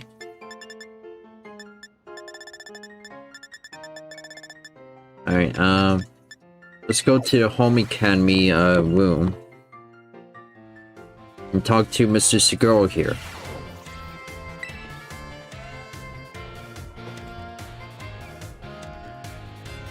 Welcome to Home Economics classroom.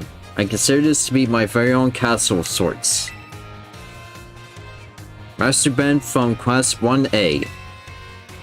Rumors of your activities seem to be bombarding me from all sides. Huh? My activities? Indeed.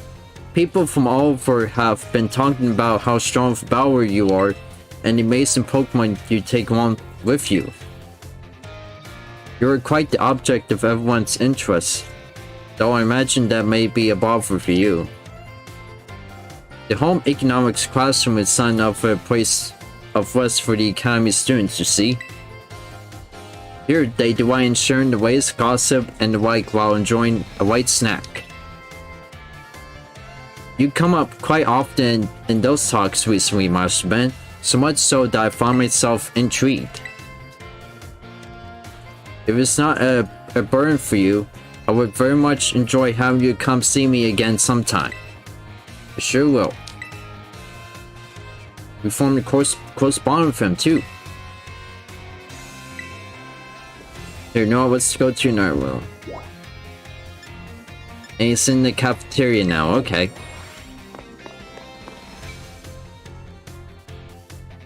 No, actually, I really like these side stories too. It's pretty interesting. Cool, Master Ben of Class 1A. It has been some time since we last met. Are you here to eat as well? Yeah, I'm starving. Ha, excellent. You shouldn't battle on an empty stomach. True.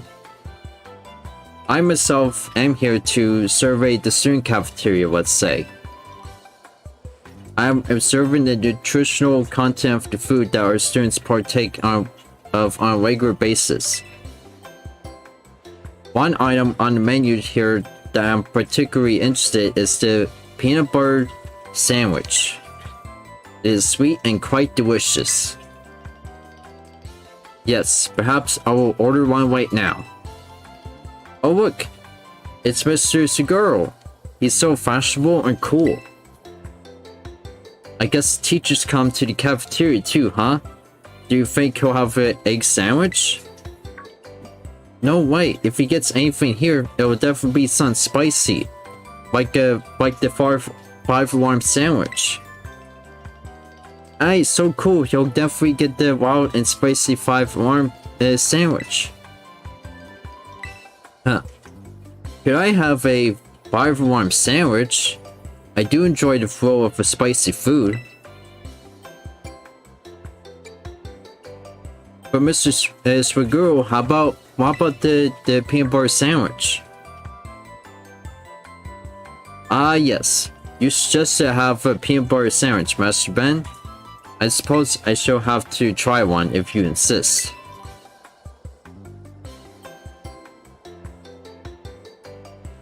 That was close. I almost forced myself to order something spicy. My least favorite of flavors. Oh.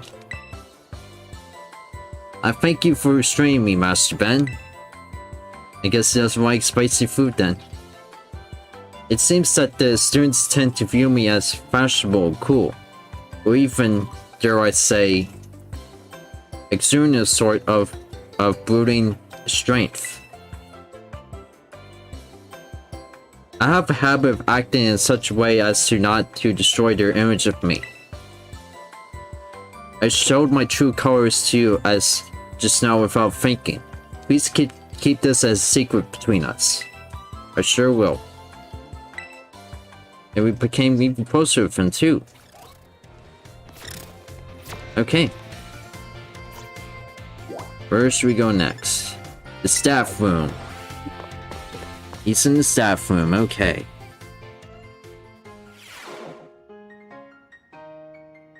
Okay.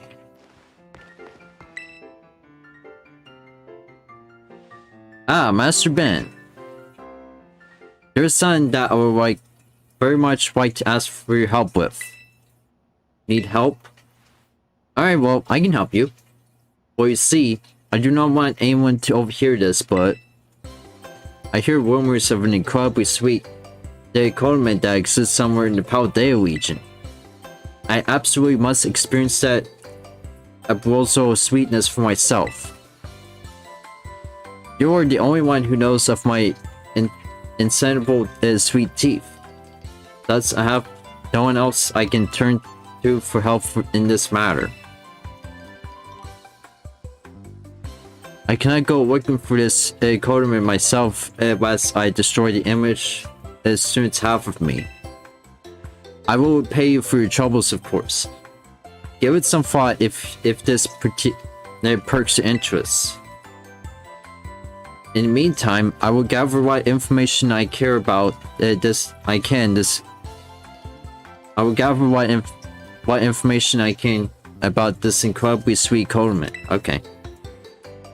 I will share what I find with you as soon as I have more detailed information. Okay. And then let's go into another room. Alright. Home economy classroom, okay.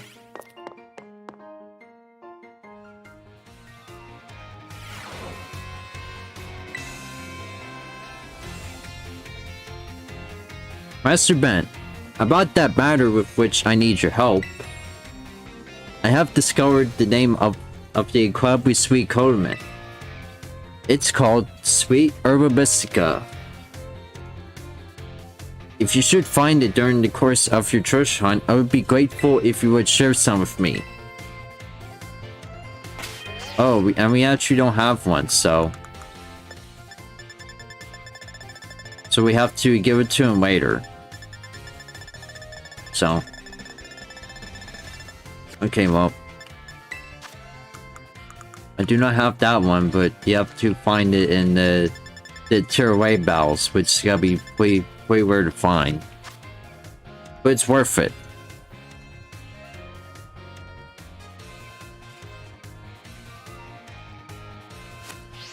Alright, well, anyways.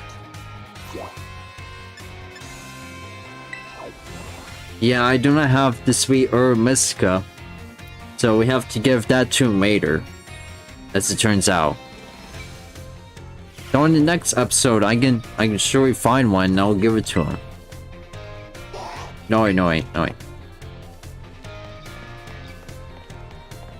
We have to find Miss Timey here, and I wonder where she is.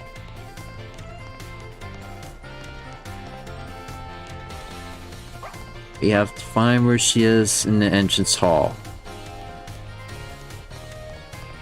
Oh, there he is. Okay. Just by the staircase here.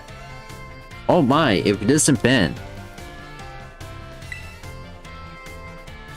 Please forgive me if this odd question. Were you perhaps watching me from afar just now? I just got here. What are you talking about? Yes, I suppose you wouldn't have been doing something like that. I'm sorry. You see, oh, how should I put this? Recently, there have been times when I feel as if I'm being watched. Not by Pokemon, mind you, but by a person. I thought it might be a ghost, so I tried asking my sister for help. She said it most likely isn't one. She's good with ghost-type Pokemon, you know. Yeah, that's what I mean. Your sister as the ghost-type gym leader. In Mount Tenebra, yeah. Perhaps one of my students is quietly watching me, waiting for a chance to ask me a question? Maybe? Goodness, if that wasn't an intense gaze I felt. If you notice someone with sword fire in their eyes, come tell me, won't you? If they are too shy to come ask me themselves, then I'll go to them. And we became closer with Miss Timey, okay. Alright, let's go to another room. So we can finish that off. And it's just in the cafeteria, huh.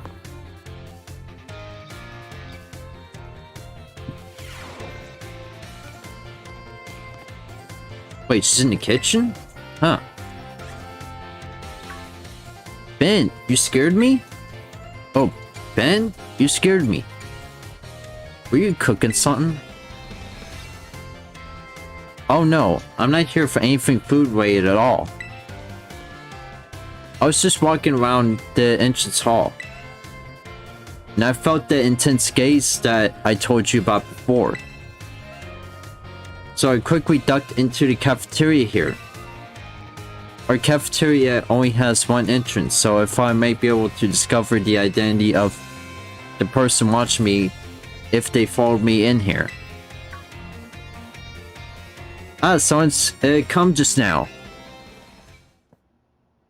That little girl? Huh? That's weird. I thought I saw her coming here. I guess I won't be able to ask my question today either. That girl. I feel like I've seen her several times before. She seems to be a student here, but I get the feeling that her question is not about her studies. Next time I see her, maybe I'll go start a conversation myself. It could have been a little scary being here on my own. I'm glad you were here with me. Alright, we feel trusted by her, so we're almost done. Alright. So, where's she at now? The schoolyard, okay. She's in the schoolyard. So as it turns out, if we want to finish that side story with Mr. Squirrel, we have to do a battle raid and collect that sweet herb mystica, so that will have to wait tomorrow. But yeah, we're pretty much almost done. So yeah. Where's she at?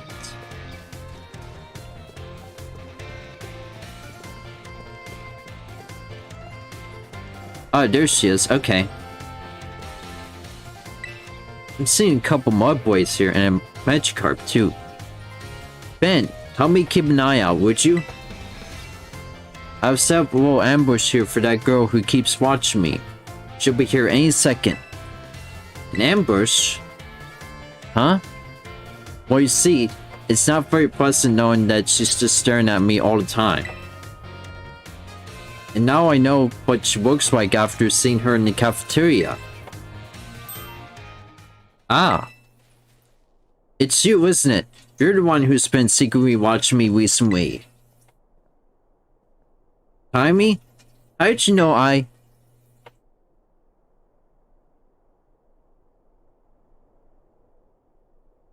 guess you must have noticed me. I'm so sorry. But of course I noticed. You were watching me practically all day, every day after all. I assumed your son you want to ask me? Yes, I do. I've been a huge fan of yours since your time as a gym leader. And I've loved rock-type moves so very much. Almost done, wow. Next stream, most likely, the Uva Academy is done. After that, what other things do you think would complete the series? Well, we can actually continue with Shiny Hunt and even battling people online. If I can get my Pokemon ready for that too. Alright, so anyways, let's continue. Oh my. But you just suddenly retired from your post as a gym leader a year and a half ago. Why did you quit? My goodness, is that all you wanted to ask? Yes, the reason for retiring was never made public. But it's been well known among the students here that you just avoid the question anytime it's asked. I thought it would be rude to ask you a question that you don't want to answer, so I just couldn't find the courage to ask. So that's why you guys felt so very intense. I see. Forgive me. So very intense? Never mind that. As for the reason I quit my job as a gym leader, I simply wanted to focus more on my job as a teacher. It's not that I dislike being a gym leader or anything that sort. Quite the contrary. Talking about the gym fills me with feelings of nostalgia and sadness. That's why I always avoid answering the question when students ask. Oh, I see.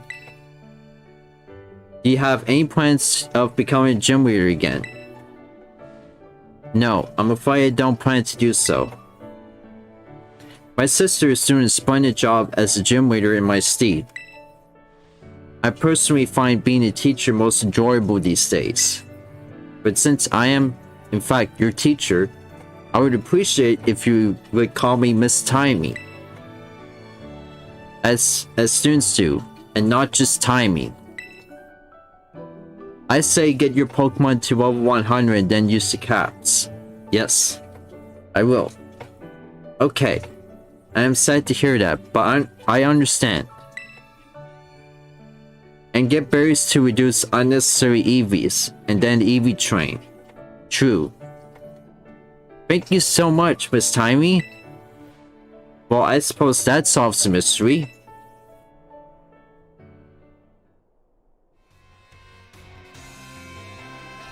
Go build an ideal team on Showdown, yeah. Well, only of the Pokemon that are available in Scarlet and Violet. That made me so nervous. I said so many things to try to sound cool. I was certainly a little scared when I felt that girl's intense gaze on me. But having you here with me allowed me to do what needed to be done to face what turned out to be one of my biggest fans. I must thank you for always showing up at just the right time, Ben. Allow me to show you my appreciation a little. I hope these help on your adventure. 50 rock terror shards, nice. Just like how Hassel gave me dragon shards too.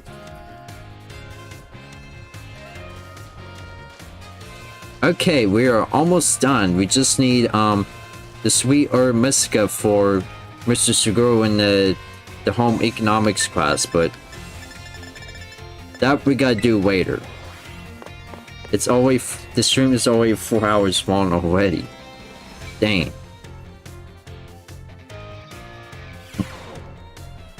So I might cut the part out where I had my dinner, so that way it takes less time.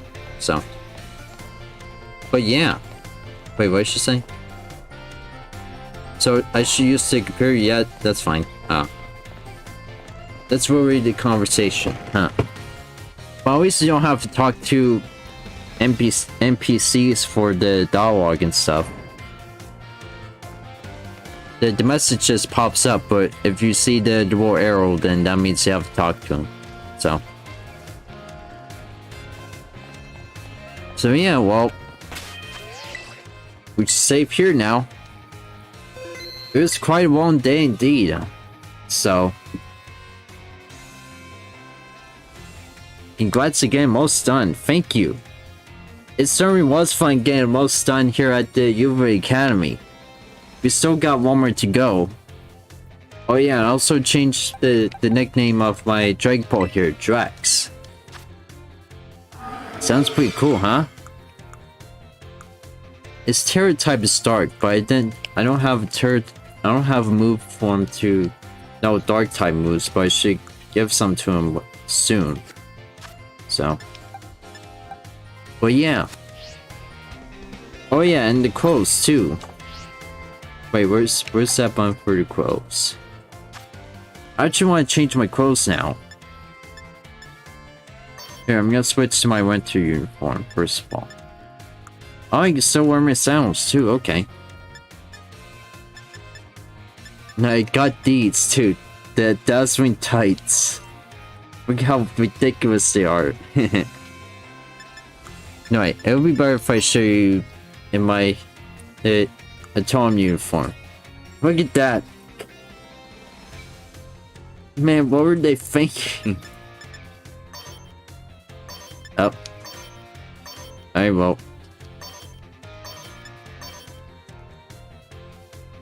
Alright, woo. Alright, okay. Alright, well, anyways, winter uniform. That's better. I want the blue pants, but they don't give you any. I got some sneakers too, but there's no point when I wear sandals, so. And I got fingerless gloves too, so let's check some of these out. We got the plain gloves, we got the leather gloves. I actually kind of like these gloves better. It's pretty cool. And I also got the backpack too. May have not one too, huh? Actually, kind of like the canvas backpack a little better. There we go, blue. It might be a little too blue, but you know, that's okay. And I got some caps, and even low kicks helmets too. Let's check those out. Yeah, pretty cool, huh? Kinda looks like Power Ranger if you think about it. Now let's wear our sporty cap, Pokemon Week sporty cap for now.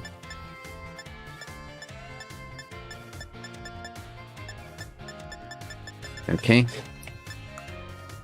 And glasses. I also bought some sunglasses too to match the character of this channel. So let's check it out. Black glasses, yep.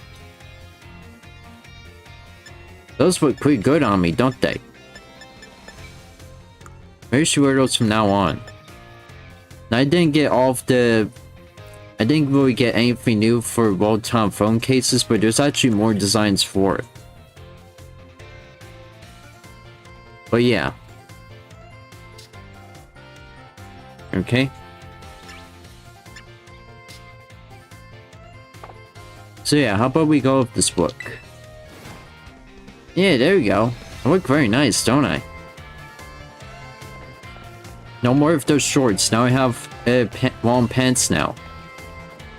It matches with the theme where it's almost winter here very soon.